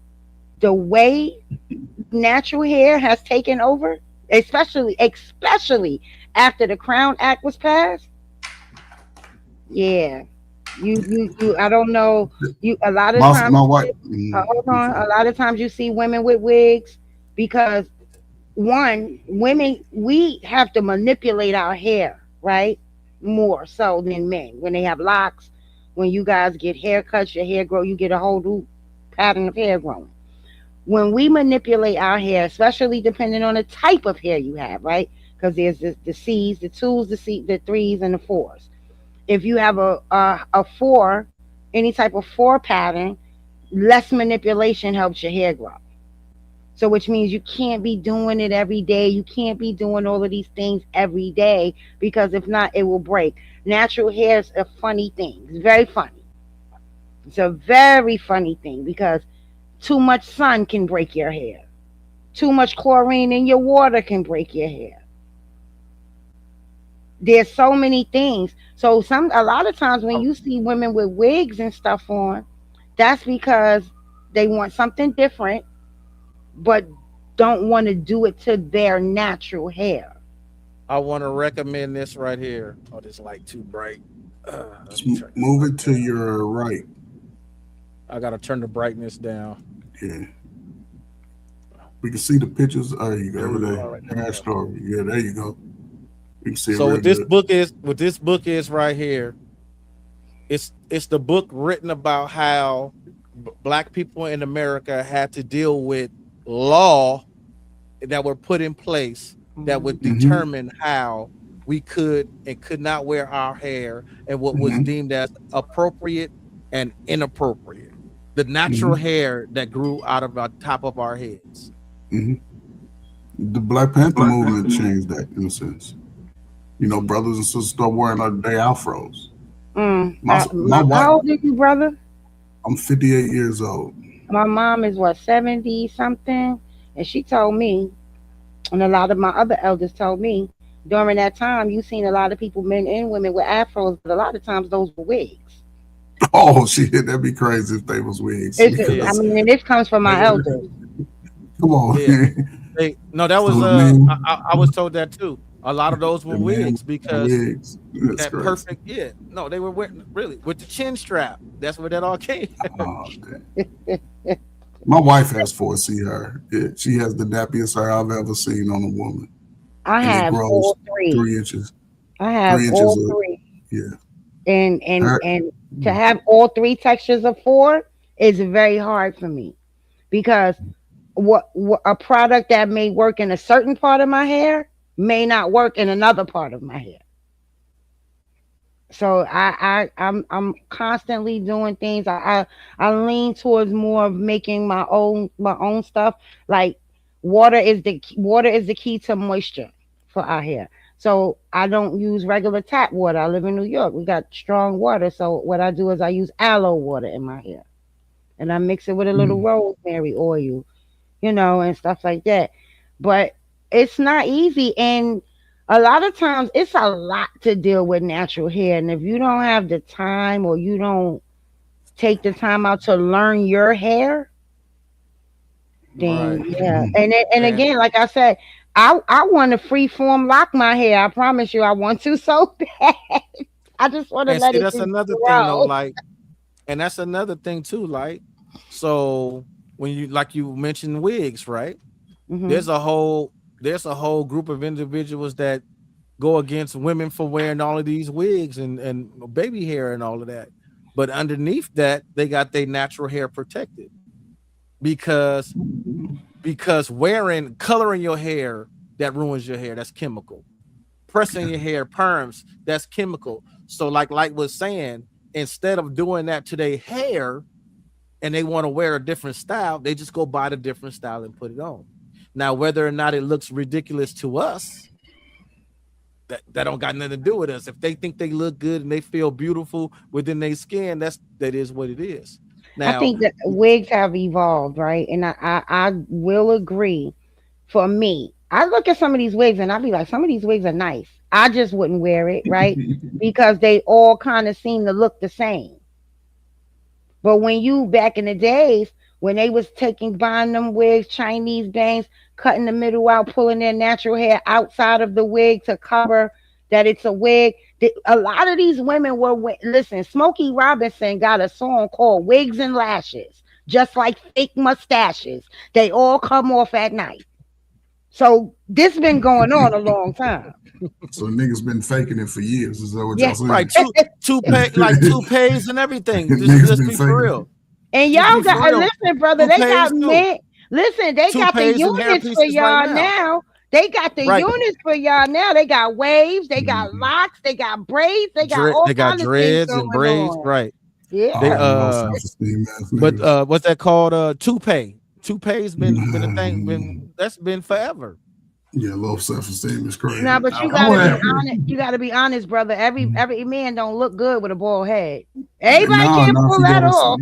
now if you got a saddle head, yeah, it is what it That's is. facts. But you got to learn to accept your head regardless of what shape it is. Once you learn to accept, That's true. Me, I have Somebody love that weird shaped head. my sure will. stylist that washes and does my hair because I go to a shop and get it done and get it washed. But my stylist says I have excellent blood flow in the scalp, and what that does is it creates what we would call meathead. You know, so if I was bald, my head would be like one of them little wrinkly dogs, like a You Sharpay. have a hot dog head. right? Yeah, I've seen some dudes with those heads. Yeah, some dudes like that.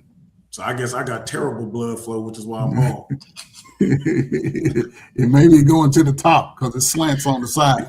Yeah, Hey, see, mine is wide. I got a big wide head, so none of my Hey, Meech, did you start wearing fitted caps young? You know what? So when I first started going bald, it was a bald spot, and I did have a fitted cap on. I was doing community service for like 6 months, and that's when because I used to wear waves. So I used to wear the do-rag. I used to have waves. I used to have Tim. I used to wear a short fade with waves. And I was you used to say sitting you in- I was hated sitting in, do-rags because you felt like a chic. You say I hate do-rags. I feel like a chic with it on. Like exactly. I didn't like wearing them, but I know I had to wear it. And I was just sitting in between my girl's legs on the floor one day. She was on the couch, I'm on the floor, and she was like, "Man, you got a bald spot."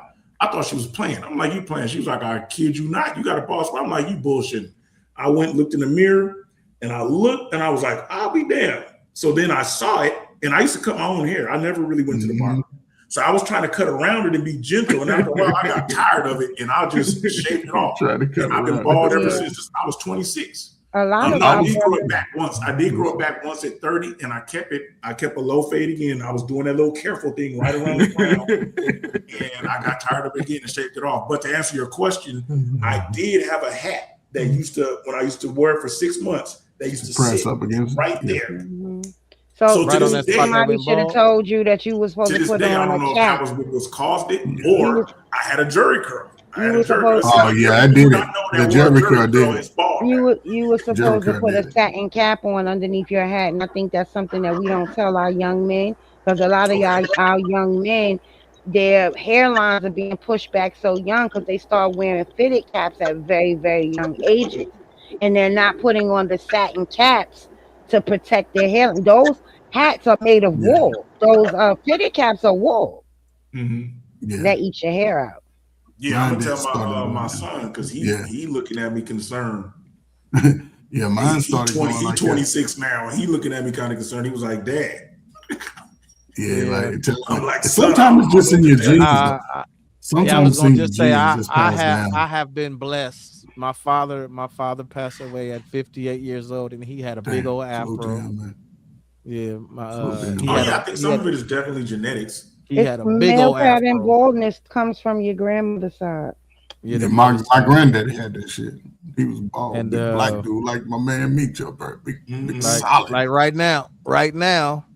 Don't show off, man. 46 years old, and I got a show head off. full. Yeah, man, don't show that off. red back on, man. Nigga got all his edges and right everything, man. Come on, man. Too funny.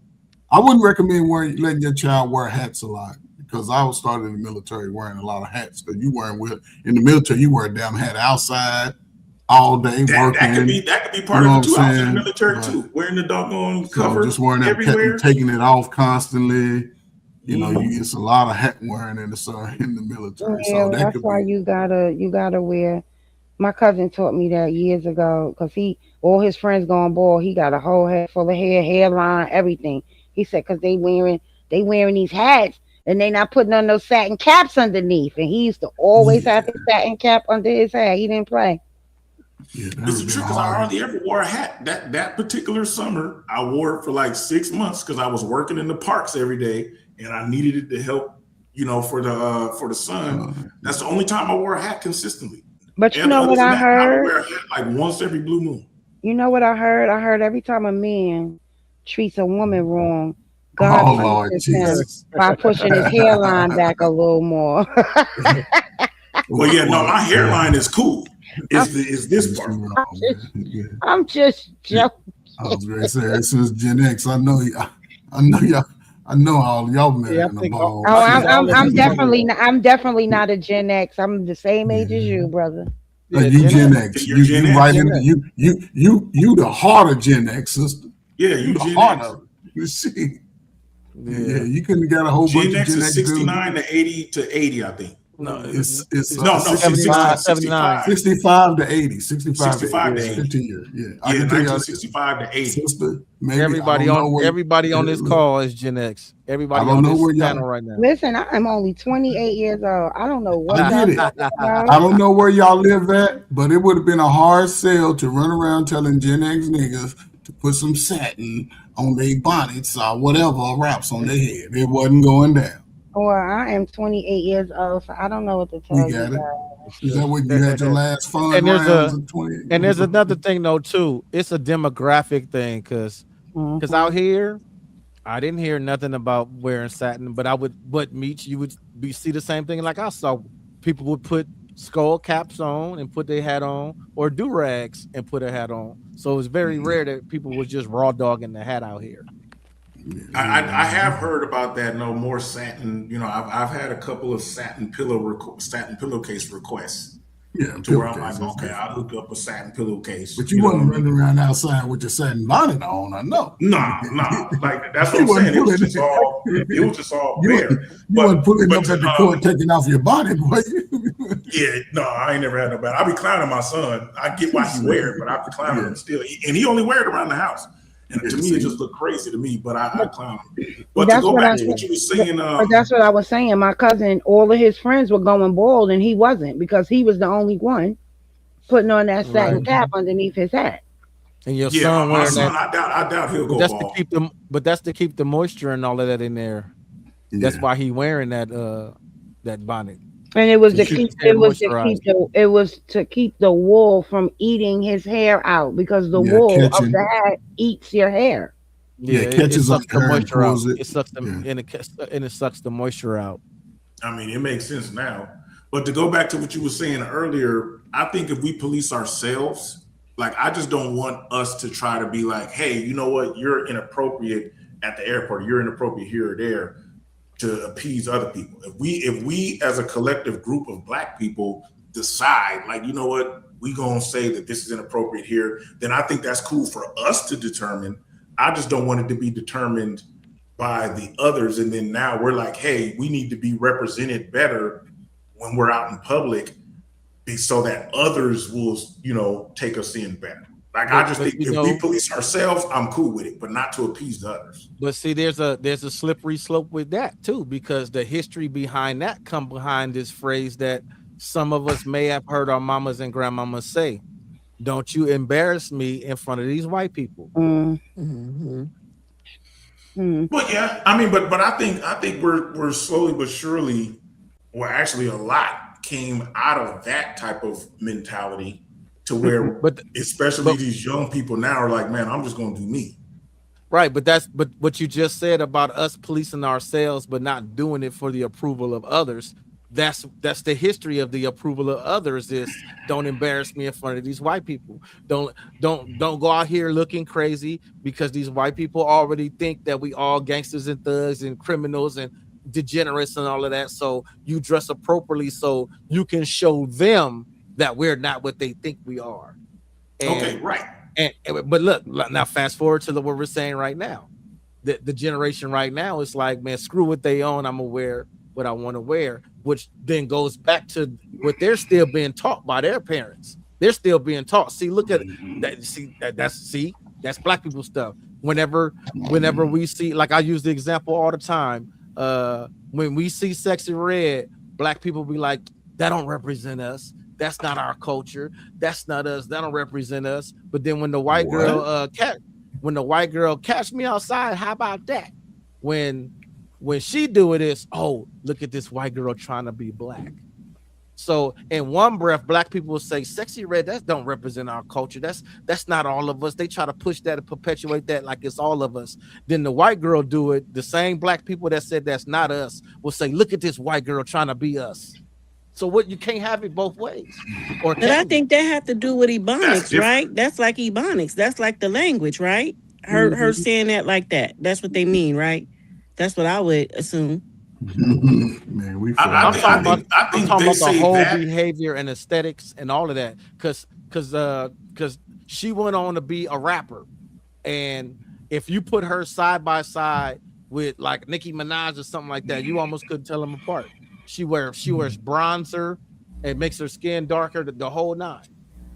See, but how many black people is tuning into that girl doing that? I don't think she got a very big black fan base. I mean, but regardless, the reason why they called it black, the reason why they call it black. I ain't never heard nobody say, let me put on some, whatever that girl name is. Never. There is a group of us that's considered black culture for sure, or N-word culture. So Meech, that's I can't what they're hear saying. you for some reason. Why is my sound out when you talk? Yeah, can y'all hear me? Yeah, we can. Okay, so Sexy Red is more like N-word culture, right? And that's what the Catch Me Outside girl was emulating, was N-word culture. So that's what people were basically saying. Even though I say that's black culture, they were basically saying, oh, she's copying N-word culture. No, that doesn't represent the black culture as a whole. There is a certain group, right? It would be the same as if, because I've heard a couple of, as a matter of fact, what's his name? What's the dude? Randy Moss. Randy Moss, the way he talks reminds me of a redneck dude. The way that he talks. Yeah, the way that Randy Moss talks. If you listen to him talk, he reminds me of a down south country or redneck. Do you know where he grew up at? Where? West Virginia. I don't know if they every nigga out there, but that's what he sounds like to me when I hear him talk. And now that would be like the equivalent of saying, oh, he's trying to talk white or he's trying to talk redneck. That's a small group of white people that talk like that. You know what I'm saying? Whereas it doesn't represent the whole white culture, but some white people still may be like, oh, he's trying to talk white, even though that they know that that's a small group of them that talk like that. But that's the thing. What you said is interesting. The N-word culture, because most of them see us all as those N-word. They don't differ. Well, I'm not talking about with them. I'm talking about us as a group. We know, just like Chris Rock said, we know that there's a difference between the two within ourselves. Yes, yeah, we know. We know. Yes, I don't know. I just love my people. I don't care. Even like, so I see a lot of women be like, oh, I'm not going to walk past a group of young black boys.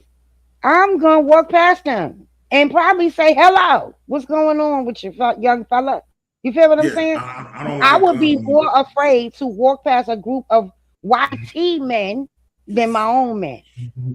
We failed our young. We failed our young. Gen X, it all went to hell with Gen X. It all went to hell. We gotta, there was different factors. There was a bunch of different factors in But across the country, there was a lot of factors. Once dope, and Tim hear me talk about this all the time. Once the 80s crack babies were born, shit fell apart. But we were those teenagers. It goes before them, because right before that was the heroin era. And before I could get good heroin, Heroin They didn't hit us with affect crack. us in the modern future. Heroin didn't affect us like that. Gen But X wasn't affected like it. listen, It had listen nothing to to do with the future. Once listen. Gen X was so conditioned to be independent, We we had were no conditioned. choice. Hold on. It ain't about having a choice. That's just a condition. I know we ain't have a choice. Our parents were saying, hey, go out. I'm going to leave you responsibilities. We had responsibilities that most of these little teenagers now couldn't even, they feel like they living in torture. By the time most people I knew was teenagers, they could do their own laundry, do damn near everything, sign their own report cards, do everything, get to the club, get to the park, didn't have a ride, did all that stuff by themselves. What I'm saying is, once But that I dope really hits, disagree with you when you say that. I understand that. What I disagree with you saying about the heroin era is that it absolutely did affect us in the future, right? Because I'm gonna tell you why. Because heroin was the drug that took mostly the fathers out of the house, right? And then right as I know it was, if you can look this up. It wasn't heroin. Listen, It was okay. it wasn't heroin. Because No, a lot of those men was coming from Vietnam War and they were already addicted, and then they flooded the community with it. I got a whole video that I made. I did a video essay on it. And before our people could get good off of heroin, just when they were getting good, they were cleaning themselves up. Boom, they hit us with crack immediately. But it wasn't. What I mean is, okay, heroin affected the soldiers, right? The soldiers were using it, and they didn't really start getting hooked up. When they got shut out from benefits, when a lot of those people got shut out from the resources that they were affording whites in that time, yes. But also in that time, right, we still had a family unit for the most part. We still had older guys looking out for young guys, older women looking out for young women. We would call out some of the deviant behaviors within our family, and maybe I'm wrong, but I'm saying from where I grew up in a slave state. I wasn't called nigga by nobody white except when I was 12. I slapped a white boy so hard that no white boy ever called me nigga. Only time I heard that type of language was around my own people. So when I was seeing the crack, most Gen X were teenagers selling dope. And those were the children. Those were the children of the dope fiends. Not necessarily. Not necessarily. Well, listen, no. Maybe it's a geographical thing. I'm from New York City.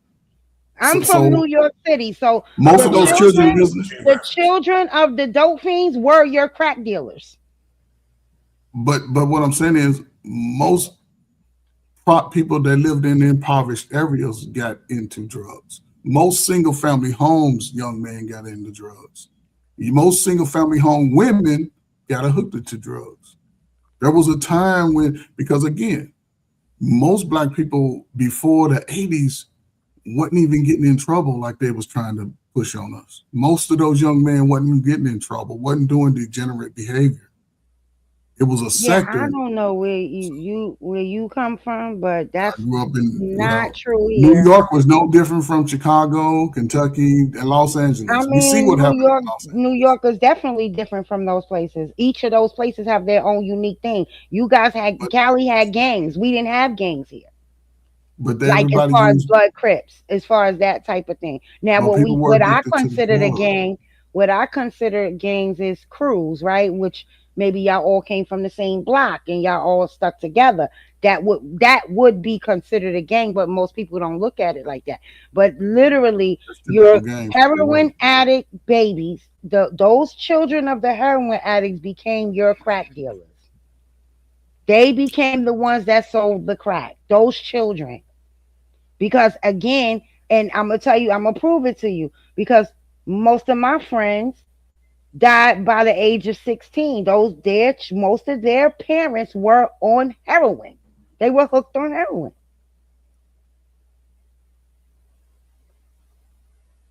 Yeah, I think heroin was a New York thing. It definitely wasn't a real. Yeah, it wasn't all over like that. It was crack. Right. So that's why I said maybe it's geographical. And the history of it here is when once our people was getting themselves together, getting off heroin, next thing you know, they hit us with crack. And that was the nail in the coffin. Across the country. That's what I'm saying. That affected Because even with heroin, you know what we had? Community. You know what heroin mostly affected? Black men. Black men, we don't suffrage the whole family. Most black men go into isolation. They'll leave this, they'll suffer by themselves. They didn't bring it to the family. But then as you saw, crack took the mother out the home. That's the only drug that took the mother out the home. Yeah, and that's where things fell apart, because now you have a group of children that was born between, I don't know, 87 and 85 to 95 that were raising themselves literally. Mm-hmm. They didn't know how, and the problem with that is they didn't have the life skills Gen X had when we was kids. Gen X could clean up. You was doing everything by the time you was 10 years old. Mm-hmm. A punishment was not going outside. Your mama tell you couldn't go outside till you did your chores, and you learn how to, and you sort of follow that instruction, because again, that community sense was there. You like Big Mama would be the one to tell you the truth about how you act. See, Big Mama and women, to me, they didn't necessarily isolate their sons from the father. I'm gonna take you over your daddy's house if you keep acting stupid. I'm gonna call your daddy and let him come whoop your ass. See, but now Gen X, we all was having babies at 17, 18, 19 years old. But then we wasn't following the family concept, because society told us what? Go be all you can be. Cosby, go to college, military, get a trade. We all out here running around, but one thing black folk has always done, and I could be wrong, because all y'all look like y'all still trying to get it in, is fuck.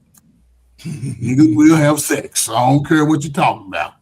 We trying to hold on to our purpose. I mean, that's one of the purpose of us being on earth. Ain't nothing wrong with that. Ain't nothing wrong with that. However, when we create a child, we don't allow that relationship, regardless of how people.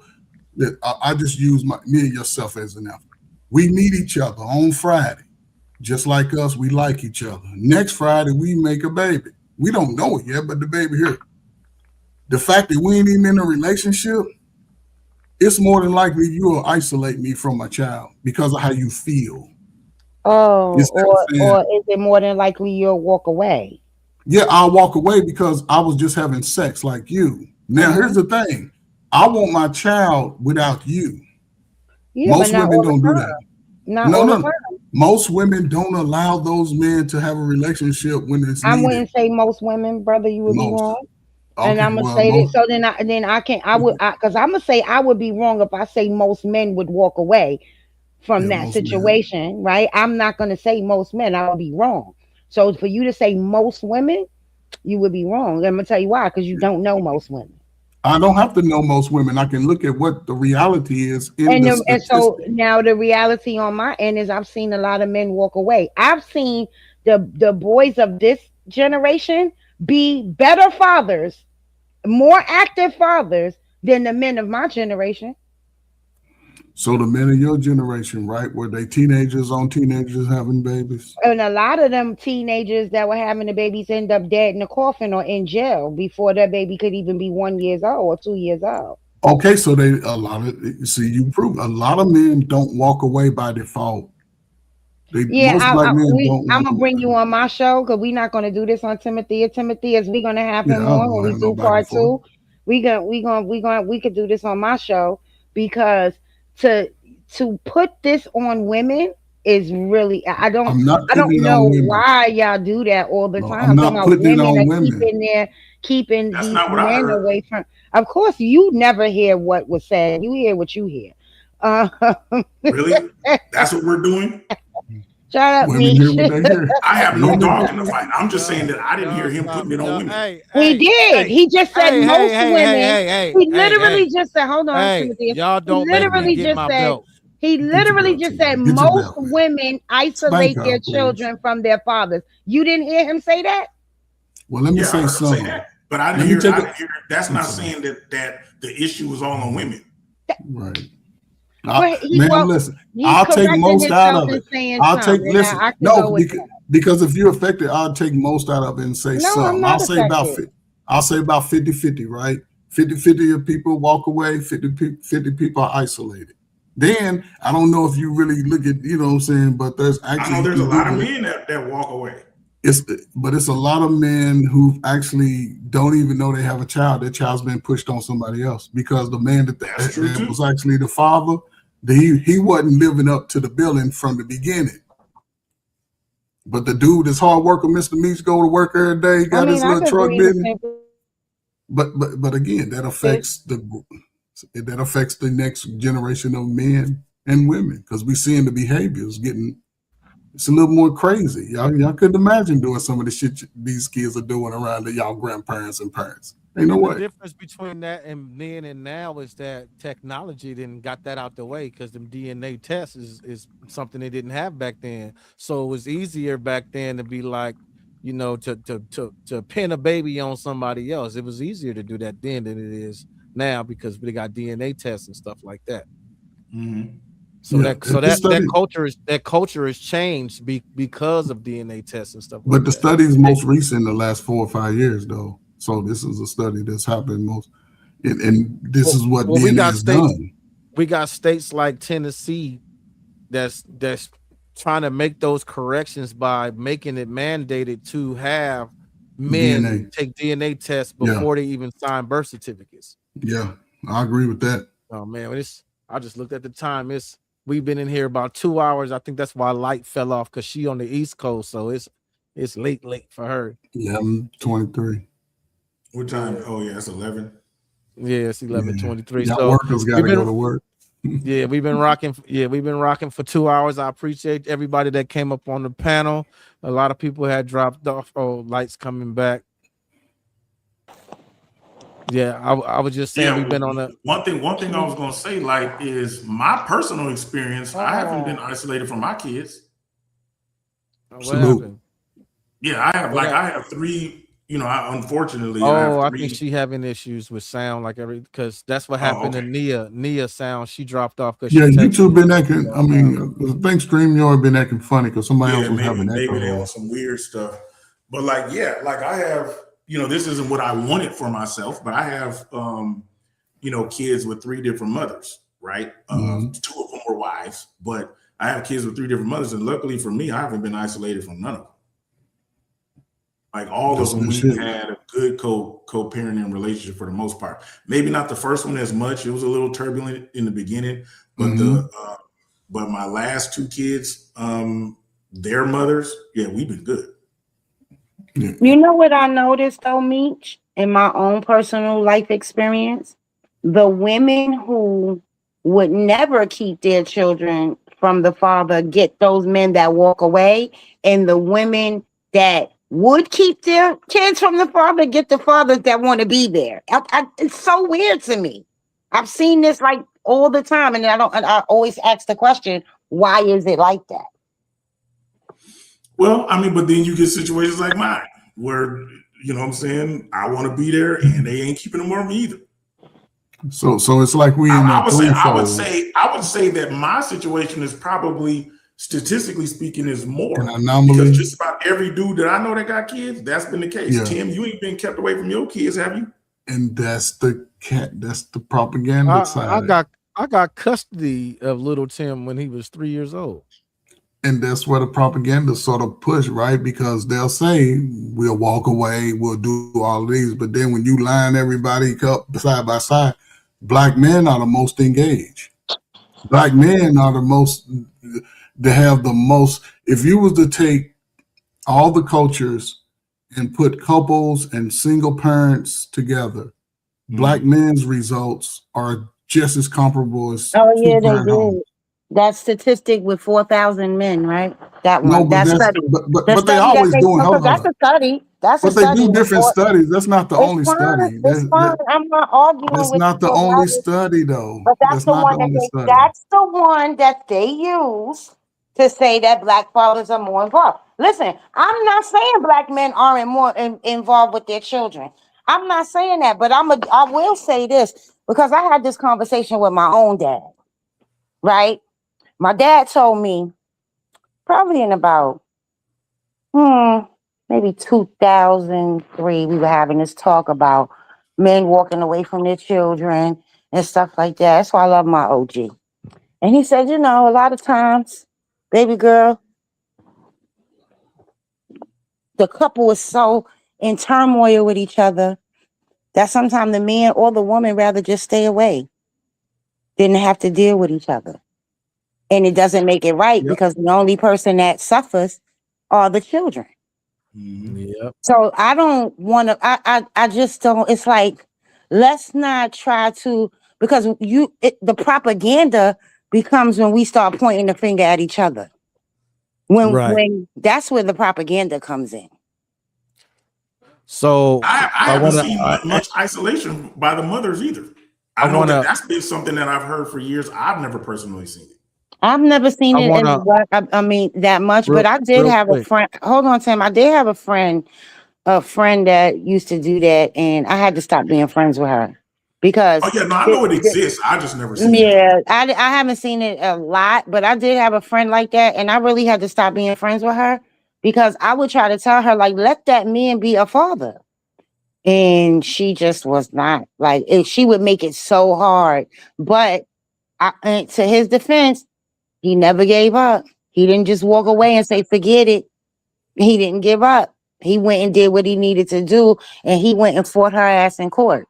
But a lot of men be like, I'm at court, it's too expensive. Men can't afford it. Yeah, this brother didn't have a whole lot of money. He did most of the legwork himself.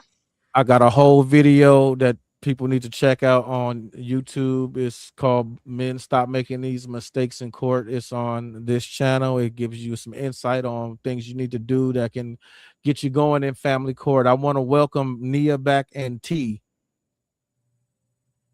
You guys unmute your mics.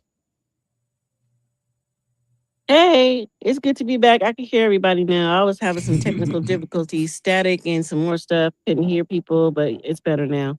But my friend, she wanted to kind of touch on what happened earlier where we were talking about regarding the bonnets and the durags and everything. That's T. Yeah, go ahead, T. You had the floor.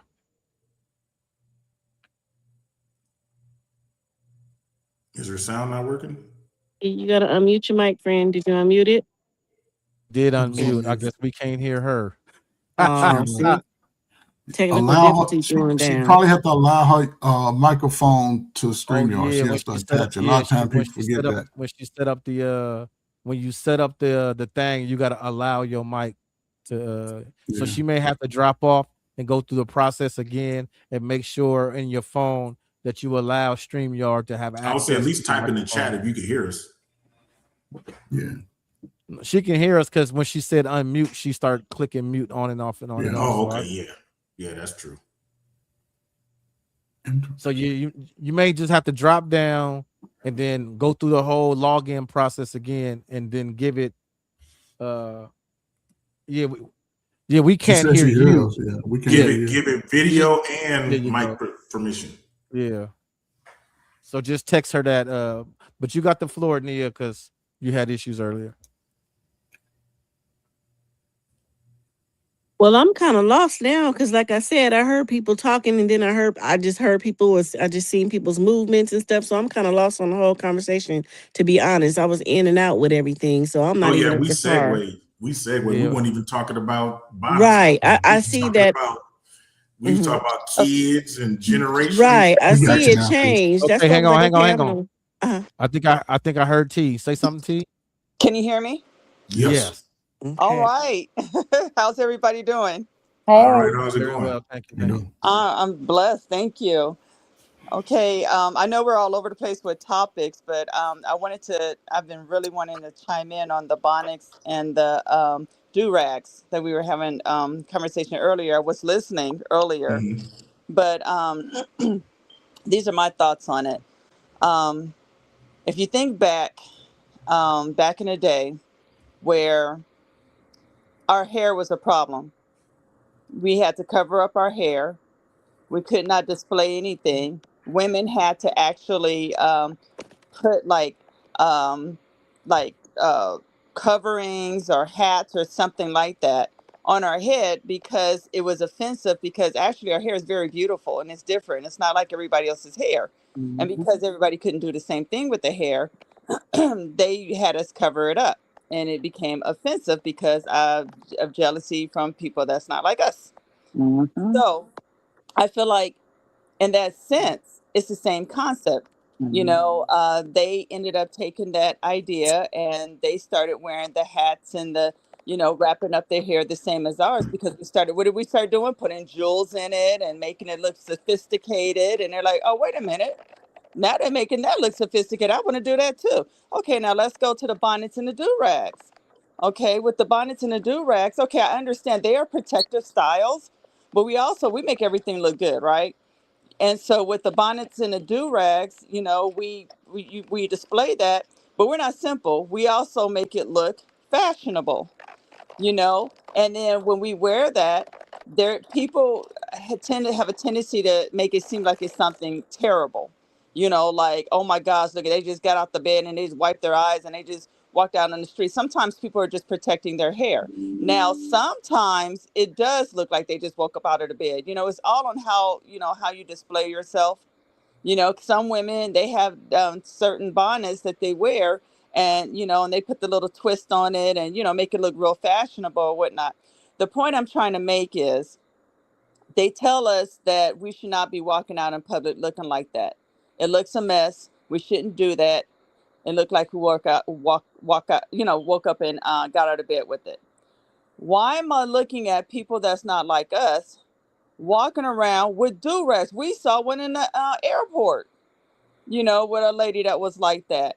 And then Godfrey, he had a whole segment on these young children that were, you know, that's the opposite of us, wearing different colored do-rags on the street. And it's cool. And nobody says anything about those things. They only say it when it's pertaining to Black people.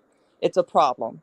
It's always a problem when it's us. And then we, because of the history of the torment of our past, you know, we kind of go against each other as well. So I kind of can see both sides. I can see to where it can look kind of, you know, tacky, but, you know, depending on where you're wearing it or how you're wearing or whatnot. And then on the other hand, it could just be fashion or somebody, you know, just kind of want to go to the store or whatever, you know, and it doesn't look tacky, but we automatically think that it looks tacky based on the stereotype that people have portrayed on us, if that makes sense. I'm trying to explain it as much as I can. Yeah, I think that's kind of like what I was saying before. Like at the end of the day, why can't it be seen as a hat? But I think it's mainly because we know what it's used for. It's used to protect. It's used, you know, it's not used for style. Even though we make it cool and we make it style, you know, make it more style, the history of why its initial purpose is why it's frowned upon. And I say, like, hey, like, let it, you know, let's try to ignore what its original intention and just let it be what it is, right? As long as it's stylish. Like now when you come up with the whole uniform, kind of like I don't know if it was Light who was explaining or Nia who was explaining. Someone was explaining that you know, they had like the bathrobe, the slippers, the bonnet. When you come up with the whole I just got out of bed uniform, that's a different story. But if it goes back to kind of like the thing that Tim shared earlier, where you got Jay-Z, you got 50 Cent, all of them, they got a do-rag on, but they got other, you know, nice looking clothes, then to me, it's like, okay, that's not like they're wearing it more for style versus rolling out of the bed. Absolutely. You kind of explained it a little bit better than I could. Wonderful. Same page. So if y'all can see what I got on the screen, it goes to what T was saying. These people are out wearing pajamas, house shoes, and all of that. Is that Martha Stewart? Yes. They are not the face of this argument that we're having. Of that franchise. They are, you see what I'm saying? They are not the face of it. And you know what I'm saying? And them not being the face of it is where the whole issue comes in for me. Like I said, like these three women right here, only one of them would be classified as looking ghetto. They wearing the same thing. None of them to me. I don't think any of them together. Yeah, right. I totally agree with that. Yeah, I don't think any of them together, especially the woman in the middle. Y'all believe it'd be the sister that's classified as ghetto? Yeah, Let's I just think be the honest. sister But that that's looks how the most people would see it. classiest. The People one would on the see left it. looked like she just got out of bed. That looked like a robe. Yeah, that look like a robe. Yeah, the sister look like FB. The one in It the middle depends on looked like the queen from freaking Coming to America. And that's the Did culture you that I've say been the saying the sister whole look time. like Bambi, or am I hearing things? No. What No, did you I say? said the sister in the middle looked like the queen from Coming to America. Oh, I thought you Yeah. said she looked like Bambi. I was like, what? Okay. No. Sorry. Okay. But this goes to what I was talking about as far as culture go. When we look at this, we look at the sister in the middle and we see royalty, we see beauty, we see us, see a reflection from us. And then when we see the other people doing it, it's like, well, what the hell they doing? Right. The one like Meech said, the one on the far left looked like she's wearing a robe and just got out the shower. Exactly. She looked like she just got out the shower. Agreed. The one on the far right, that does look like a dress or a blouse, but then you know, it just don't sit the same because of the culture that I keep saying that it's attached to. And remember how I explained earlier how both of the white chicks got a little bit of hair exposed, and that kind of changes makes the a nature difference. of how. Remember, I said if the black women, if they had hair exposed, that one that you showed in the classroom, it's like if she had hair exposed. Now that changes. Now it's more of a hat than a bonnet. Exactly. Okay, and then think about this as well. The fact that we see it as the black queen in the middle. That's what she would look like for us. But most people, because of the programming that was programmed by people that are not like us, they will see the opposite. They will see the one in the middle as ghetto, and they would see the other two women as, oh my gosh, that's stylish. That looks really good on them. And we see the opposite. And then some of our people, because of internal racism, we see the black woman as, oh, that's ghetto. She must be from the hood. And I totally agree. I think she looked royal. You know what I mean? And Thank she you, doesn't have to sister. have. Thank She you. doesn't have Thank to have you. hair out. But the Showing. only problem is maybe I don't see well, I don't hear well in the community. I don't know. The shaming out loud, technically for me, don't come from men. It comes from older women to the younger women. They the ones seem to, but again, it comes down to a sense of respect that a generation had that another generation wasn't privy to. Because if you have any type of self-respect, I believe all y'all hardworking people, when you want to present yourself, you want to present a good version of yourself and not fall in. You're not going to placate to the stereotypes. I don't think. Yeah. I don't think most people would want to do that. But again, maybe this society is moving in their feelings, and I get it. Everybody's in their feelings, but you don't fare well when you start moving like that. From my observation, it's all influence. What I notice is I just think, like the sister said, it's a type of program. I think it's more influence I than anything. have this quote where it says, "Can y'all hear me?" I think breaking you're up a delayed. little Yes, bit. I hear you. Yeah, I think you're a Breaking up little a little delayed. bit. Yeah. I think it's more influence than anything because what I'll say is the sister that was in the middle does not look anything like the chicks that I see in Atlanta, which I nicknamed Bonnetville. Atlanta, most of them chicks look different. Most of them chicks fit kind of like the ghetto.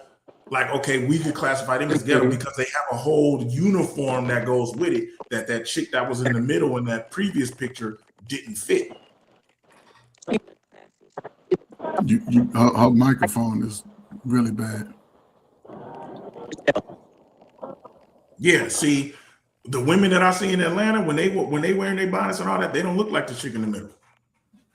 No, because she's dressing it up, and exactly this shows a different type of elegance. You use the perfect word. She's dressing it up. The chicks that I see in Atlanta, not all of them, of course, but the majority of them, because I was mesmerized myself. I was like, dang, this is like what they do. They was more dressing it down. They was out there in the fuzzy slippers, you know what I'm saying? The pajamas, the bonnet, like literally, I would say a large, not all of them, but a large number of them look like they just rolled out of bed. And I think that's where Monique was talking about when she flew into Atlanta and she was going to Alabama or wherever she was going to do a show, but she stopped in Atlanta and she saw all the bonnets. Now she was focused on the bonnets, but I think what makes the bonnets pop out even more is when you see the rest of the uniform with it. And I'm going to agree to that as far as that go. I mean, we were talking about the bonnets and the durags, but it's a different story when you talk about pajamas. If we were on the topic of wearing pajamas, then for sure, because I feel personally, to me, it doesn't look appropriate to walk out in fuzzy slippers and pajamas. And that's You what know, this image. That's so what this I image do agree with that now. point. So the image that's on the screen now is and if you look close, Meech, she got her hair hanging out the. But they both got hair coming out the bottom of the wraps.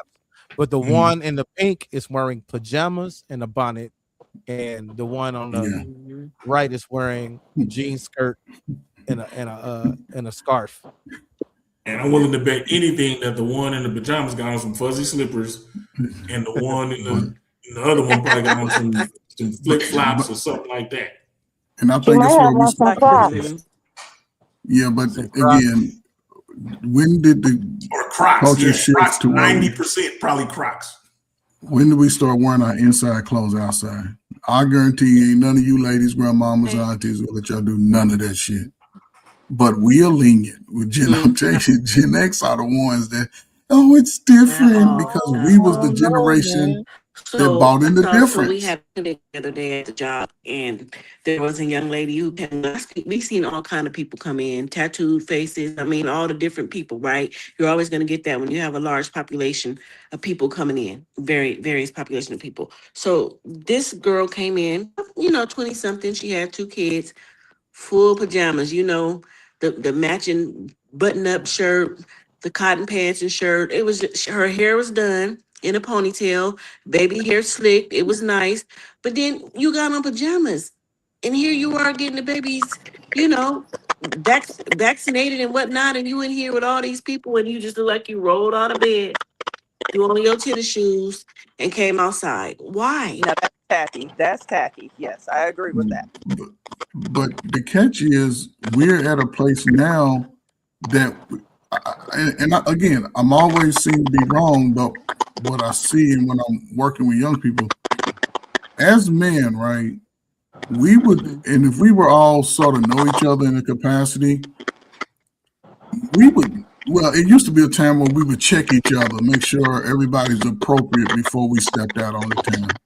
Hey, man, I know you ain't gonna wear that right there, bro. No, don't do that.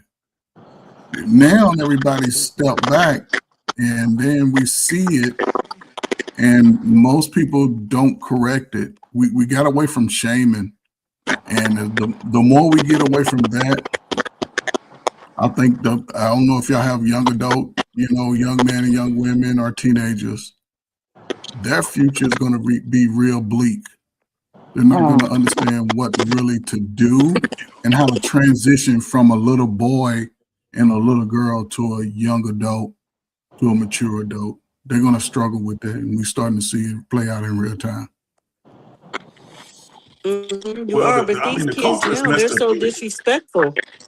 They're why, so though? disrespectful. You try to tell a young lady now, hey, Why? baby, that don't look good that you out here with these pajamas on. These little girls be ready to.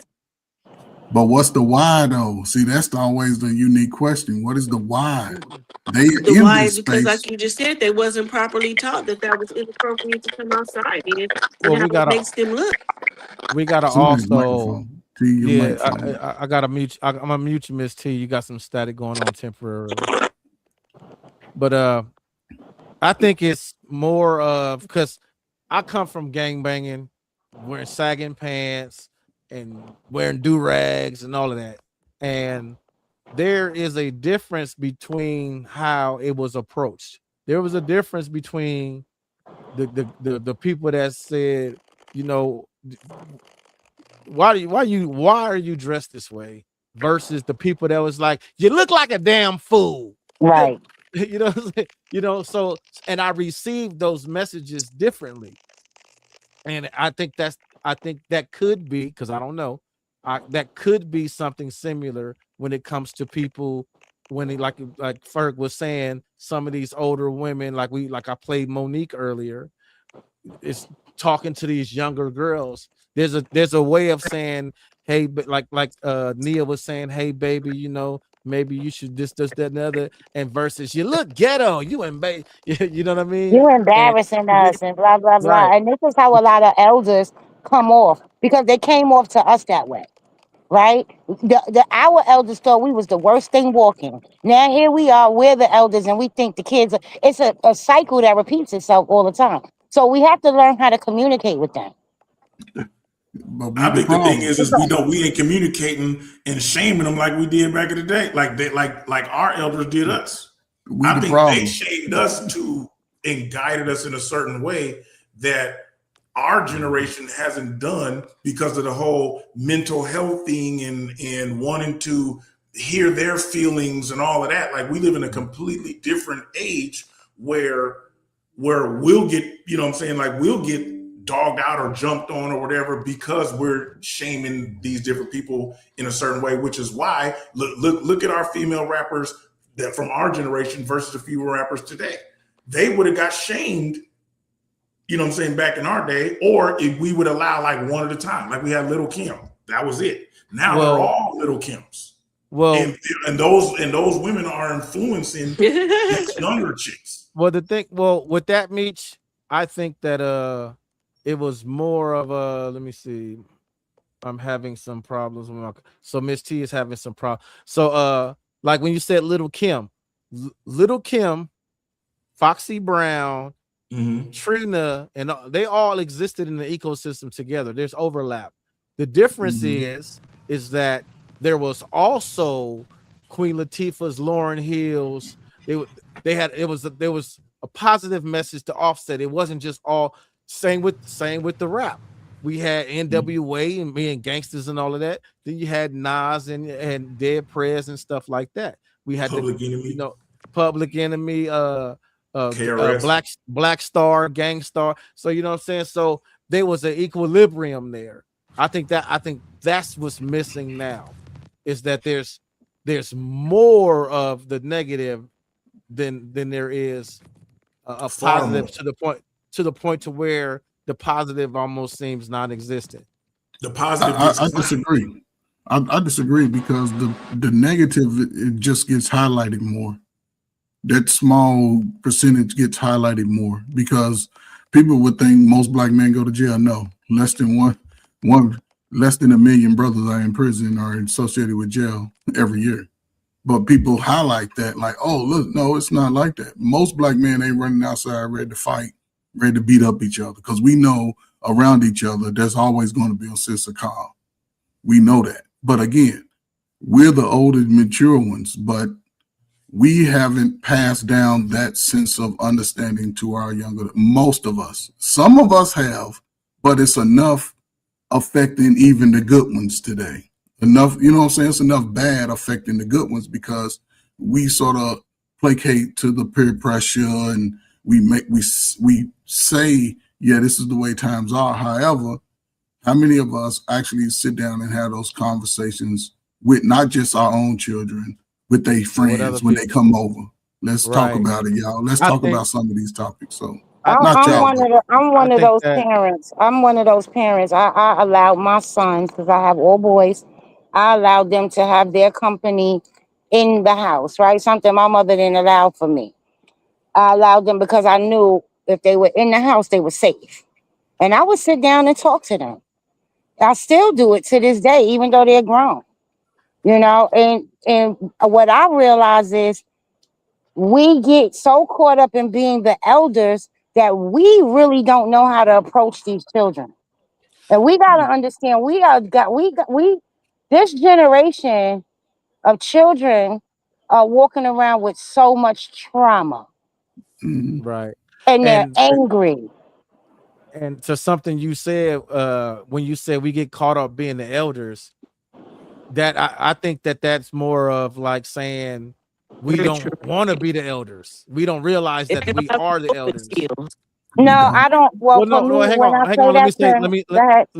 Let me clarify, because and I'm saying that from things that I've seen. I've seen people in our age group say, man, these kids today, they lost, man. These kids is this and that. And I'll be telling them like, well, that's because we failed them because we are their parents. We if the generation coming up now ain't ish, it's because we made them not ish. Because we they parents. We can't say that these kids is lost and they dumb. That's on us. We they parents. That ain't my kid. Man, like you're saying, like Light is saying, we are now the elders. There's so many of us that don't want to get old and don't want to feel old and say that I'm a granddaddy. I got grandchildren. Ain't 50 the new 20 now. Now it used to be 40 the new 20. Now they took it up to 50. Yeah, I got grandbabies. You're like I'm sorry, I'm outside, y'all. All right. It's all right. When Gen X go, hey, hopefully y'all instilled enough in your young adult children, man, to be out here and be self-sufficient and independent. Because when we go, no telling where our community may go. Because these younger folk are not even trying to be in a family together. These younger folk ain't trying. So I think we should, because we coming up on 2.5 hours. I'm gonna let you finish, like, but I think that the next week we should do a conversation about these generational cycles and how Gen X is going into like failed Gen Z and Gen Z is failing Gen Alpha, because Gen Alpha is the grandbabies. When you see the videos in the preschool with the little babies singing "Sexy Red," ski, them is your grandbabies. Yeah, them is your grandbabiys. Not saying us, right? Not saying us personally, but I'm just saying, it's our generation's grandbabies. But go ahead, Light. I'll let you close out. Tim, you already know, because we talked about this before. We gotta examine the time cycles, right? How things went, why these children feel that way, how we ended up failing our children. Because I know that I come from a generation where most of the young men either went to prison or they were murdered, right? By 16. If you made it to 18, you made it to 21, if you made it past that, God was with you. We tried to spoil our children to keep them out the streets. So where we had to get it out the mud as young kids and we had to learn these things early, we took that away from them because we were so afraid that we didn't want the streets to get them. So we hindered them that way. You know, you got some, because my children, my older children are those borderline children, right? They grew up with the internet and without it, but they were still outside. The crack era made us lose the village. See, we still had a village growing up. Thank you. You proved what I was saying earlier. So we have to look at some of the systematic things that played a part. Listen, I hate to admit it, but it is what it is. If some of us had babies, like you said, 18, 19, 17, whatever the case may be. And if the father or the father's family didn't step in and help, or maybe your family wasn't in a position to help, now you're doing this all alone. So now you're angry. You're angry at yourself. You're angry at the world. You're just angry.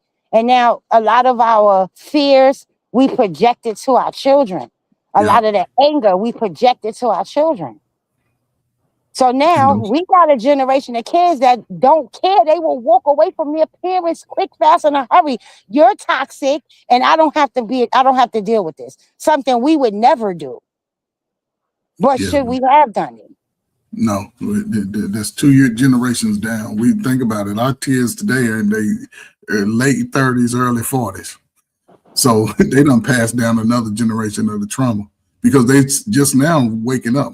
Not saying, again, I think in our community, it's always hovered around 50-50.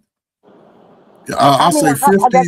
The question that I asked, brother, was I'm looking at these children. I call them children because they're children to me. What age? And they're saying whether they're in their early 20s, mid 20s, maybe 30s, right? Listen, they're looking at their parents and they're identifying things within their parents that they don't like. And they're Yeah. saying, you know what? I'm stepping away from you because I went through this my whole life. We didn't do none of that. Our generation didn't do that. We didn't care what was wrong with our parents. We still loved our parents. But some of these kids are really stepping away from their parents. It will not speak to them. Yeah, but that hurts their legacy going forward. So, you know. It does, but guess what? Sometimes it gives them a sense of sanity too. Yeah, I get it. Because they recognize the things that's within them that's not working for them in life that they got from the parents. I don't agree with it. I feel like maybe, you know, there should be some family counseling or maybe just some counseling. But sometimes if somebody won't change because they're stuck in their ways, what do? You have to walk away from them. Yeah, even those dumbass friends people hang around with, get away from them. It might help you out. Now, salute though to you, man. Great show, man. I love your topics, man. Salute to y'all, Miss Light, my brother Meech, man. Nice meeting y'all, man. Listen, man, if y'all come Nice back meeting next you week, too. I'm gonna definitely try to get here because these are the type of topics that I engage in. This is the type of work that I retired from, man. So salute to the retired at 54, 4 years now celebrating, man. I ain't doing shit else again for the rest of my Hey life. Tim, I just want to say this before we go. Sometimes as parents, parents got to be able to admit that they didn't get it all right. Right. And not wait until they on their deathbed to say, I'm sorry that when you told me your Uncle Johnny was playing with your booty hole, I didn't believe you. And you know what I mean? Like, it's too late. It's too late. You waited until this child grew up all messed up in the head, got all of this trauma, and now before you die, you want to make your own peace. Yeah. So you It's can like, feel now I'm yourself- 70. What you talking about? Right.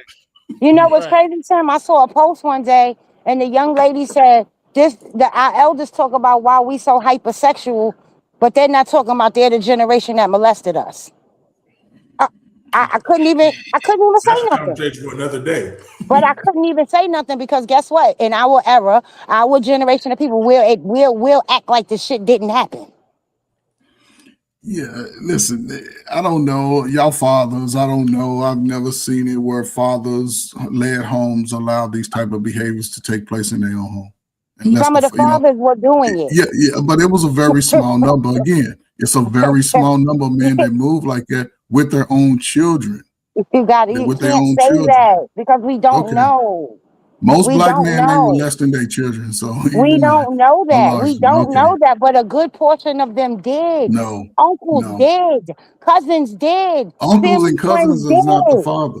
Yeah, that's not But the the father. fathers would be in the home. I got a story that I could tell you about a father who got both his daughters pregnant, and the community blamed them girls thinking that they was fresh and fast, but whole time it was their father. I agree with you. This is when I was a teenager. I agree with you like that we don't know, but I wouldn't think that it's a high number. And No, I think that we would not like to think that, right? But it I happens. don't think it's a high number. Men, like any men of any race, molesting their own kid, I don't think it's a high number. When we get to that As far conversation, and when I say high number, I mean percentage. I'm not talking about, and that's what I'm talking about. It may be a 20,000 dads who did it, which is a high number, but when you put that Per towards, capita, 150 men, like I don't like percentage wise, it's not high. Yeah, I don't know. Yeah. I don't know because I Which didn't is true. know. We don't know. What I didn't know was that 60% of our girls get raped or molested, or molested or both by the age of 18. I didn't know that percentage was so high until they came out with the statistics. And it's usually by a family member or somebody that's close. Yeah, So some of us did a piss poor job at protecting our children from this type of thing. And what we do, and we don't like to have the uncomfortable conversations. And we don't like to admit when things are uncomfortable. And that's the truth. No, I don't mind admitting when things are uncomfortable. I get it as a group. We probably don't like to. Most people don't have those up to uncomfortable. 60%. I highly doubt that the majority of them was their dads. I didn't say that. I never said that. I said No. I know you didn't say that. right. I'm just saying. Okay. I'm just saying towards to the high percentage, like trying to say like, oh yeah, there's a lot of dads who's doing it. I'm saying I don't think that there's a large percentage of dads who are the ones who's molesting their own seed.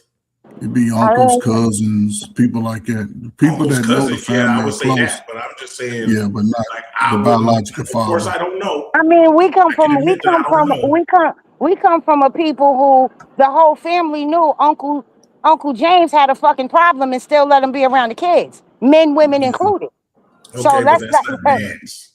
It, We're talking it, about dads. it doesn't matter if you're a man in a family, if you're a woman in a family, man or woman, it is your job to protect the children of that family. So if Uncle Tom know and Uncle Blue know, then he is as complicit in it because nobody got rid of Uncle James. You and I are talking about two different things.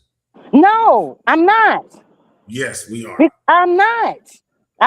We are talking about two different things. You I'm just talking want about your comment about a lot of dads. I'm on dads. Okay, I know you on You're that, talking but that's about where you're stuck protection at. and who But should that's step where up. you stuck We're at talking because about two guess different what? things. If my father knew his brother was a child toucher, and my father didn't do anything, even though he may not have touched me, then he is a part of the problem as well. We're talking about two different things. No, I'm talking about percentages of dads listen. molesting their You want to daughters. stick to that because it's uncomfortable. That's what I'm talking No, about. but you want to stick to that because it's uncomfortable. No, I'm not saying No, I'm going to it's stick to that very because it's uncomfortable, and uncomfortable. I get it. No, I get it. no, But no, guarantee, neither one of us know how no, many fathers no, have done this. no. Neither I can one of talk us about what know you're how talking many about when you fathers tell have me done that this. that's what we're talking about. I'm just saying that I was still talking about the dads things. Now, if you want to segue into that, I'm cool to talk about that. We can talk about that. That's a completely different thing. It doesn't change the fact And that we're talking about two different things. again, I'm going to say this again. Again, it's uncomfortable, and I get it. But just like I said, we don't know how many fathers were capable of doing it. And I agreed. So to say you don't know how large of a percentage it was, that doesn't matter. Just know that it happens, and it happens more often than we think. And that's where I said what I said. And you If we could, just leave the whole I it don't think, happens more often than we think, because we don't know how often it happens. and I don't think So that we there could would just be an leave it at we don't accurate. know. I And don't. we could leave it at that is wrong. I know we can leave it at that because it's an uncomfortable conversation. Just like I said, we Not for don't want to me. have the uncomfortable conversation. Not for me, it's not. Uncles and anyone, any man in any family that knows that any family member, cousin, uncle, whoever is doing something should definitely intervene. It's not uncomfortable. I just like to talk and address one subject at a time. Can I ask the sister this question? This is my last question, man. I'm gonna go. So, sister, you think if you was to say out of 100, what percentage do you think of fathers have perpetuated this type of behavior? Out of 100 fathers, so I would say I would give maybe 10 to 15. I wouldn't give it a whole large percentage. Huh? When I Googled it, it says there's no definitive percentage of fathers who actually engage. I know. I said that because you know why? Most people don't report it. So they would never have an accurate statistic because most people don't report these type of things. But most of people these do, things like are swept under the rug. But most people, like you do, are saying, as you did, you said that most people are coming out now, right? But even in as those people get older and they start self-reporting, they're still not reporting the cases where it's the father. It's typically a close relative, uncle, family friend on either side. It can be on the mother's side, it can be on the father's side. Right. Those people who are close to the family, it's typically a close family friend or relative, not the parents. Most parents don't do it to their own. Stepdaddy could be, but it's not his biological child. Man, there's so many people right now on the internet talking about. You got a young lady who talked about how her mother. You got young men on this show called Trap Anonymous, how their mothers did this stuff to them. Yeah, as well. That's what we don't talk about. So to act like it didn't happen. To act like I don't think it's a high. Listen to me. Can you stop and listen? To act like this stuff doesn't happen, and just because we are not aware of the numbers doesn't mean that this stuff wasn't happening. And all of this came about No one ever from said it me wasn't. saying No, this. you All never of said that. oh my God. Okay, y'all got it. Thank Y'all you. got it. Because Y'all you got keep it. saying to act like it No, doesn't we happen. never We're said You not that. got acting it. like it doesn't You happen. got it. You It got it. Because happens. No, we agreed you that it got it. happens. You Yeah, it got it. You happens. got it. You It got it. happens. You No, we have agreed it. that it happens. It happens. It just seems like you want to argue. We never said it didn't No, happen. it seems like you want to argue. No. When did I say that it It didn't seems happen? like you want to argue. I Tim, please just tell think me the when I whole said that it didn't perspective. happen. I don't think the fuck. It's not about what we think. It's about we know it happens, and because we know it happens, we don't know what the larger percent is or the lower percent. Which That's I just it. admitted to. Which I admitted to. Y'all Please, just Tim, send keep her this and tell her when I said I agree. We don't know. y'all. I was doing something else and paying attention to kids. We don't Y'all know. need I agree. Y'all need to send Yeah, each other Never acted flowers. like it don't happen though, which you is had what you 3 years accused me on. of. You had 3 disciplinaries going on. All right, so no, but this conversation, because I don't want to go in the 3 hours. We 10 minutes from 3 hours, so we can, like I said, we can have this discussion about generational cycles and how it creates generational trauma that we pass, because the silent generation looked at the baby boomers and said, these y'all look how crazy rebellious kids, they out here being hippies and smoking weed and doing crazy, and they was like, they don't got no class and they don't got no morals. Then them same hippies got older and looked at their kids, Gen X, and was like, look how crazy they are. They're out here smoking weed and making crazy music and all. Right. And now Doing the here we same, go. and now here we are doing the same thing. Looking Exactly. at here we are, Gen X, looking at Gen Z saying, look at them, they don't got no home training. And so, and then we could talk about that and talk about how and all the trauma that goes into there, because like Light and Ferg both, this crack era stuff, this is something we go into all the time, and how that moment in history completely created a pivot for our community that was very detrimental. And but yeah, I appreciate everybody that came on, Nia, T, Janelle, everybody that was on. I appreciate everybody. Please hit the like, share, and subscribe. If you guys got any ideas for any of the videos, put them in the comments. Any topics you want us to cover, or you can go to the Average Black Man Show on Facebook and Instagram and send instant messages of ideas and videos. And everybody can say y'all sign outs. Oh, because yeah, go ahead and say y'all sign outs. Go ahead, meet you first and just go around. I ain't got no sign out. Just catch me next week on the show. Catch me next week. I ain't got no social medias like that. All right, Ferg, you go ahead.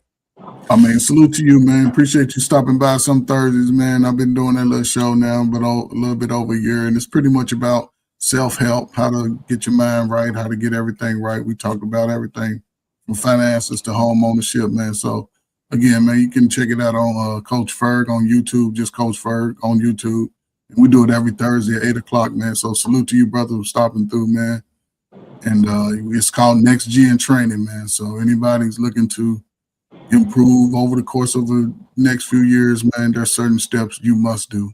And the quicker you do them, the faster you'll get your results. So don't be afraid. Take on all challenges, man, because we're here to stay. And big nose, big lip people, we here to stay. Salute, man. I totally agree. All right, Step into the light. Go ahead and plug Step into the light. Hey, you can catch Timotheus and I on Step Into the Light on Paradigm Shift every Wednesday at 8 o'clock. We got some interesting topics. Coming up. And again, I appreciate you having me on Tuesdays on your panel. And I love it over here. That's it. All right, all right. Thank you. Y'all be sure to come back next Tuesday for Let's Have the Conversation. Until then, salute.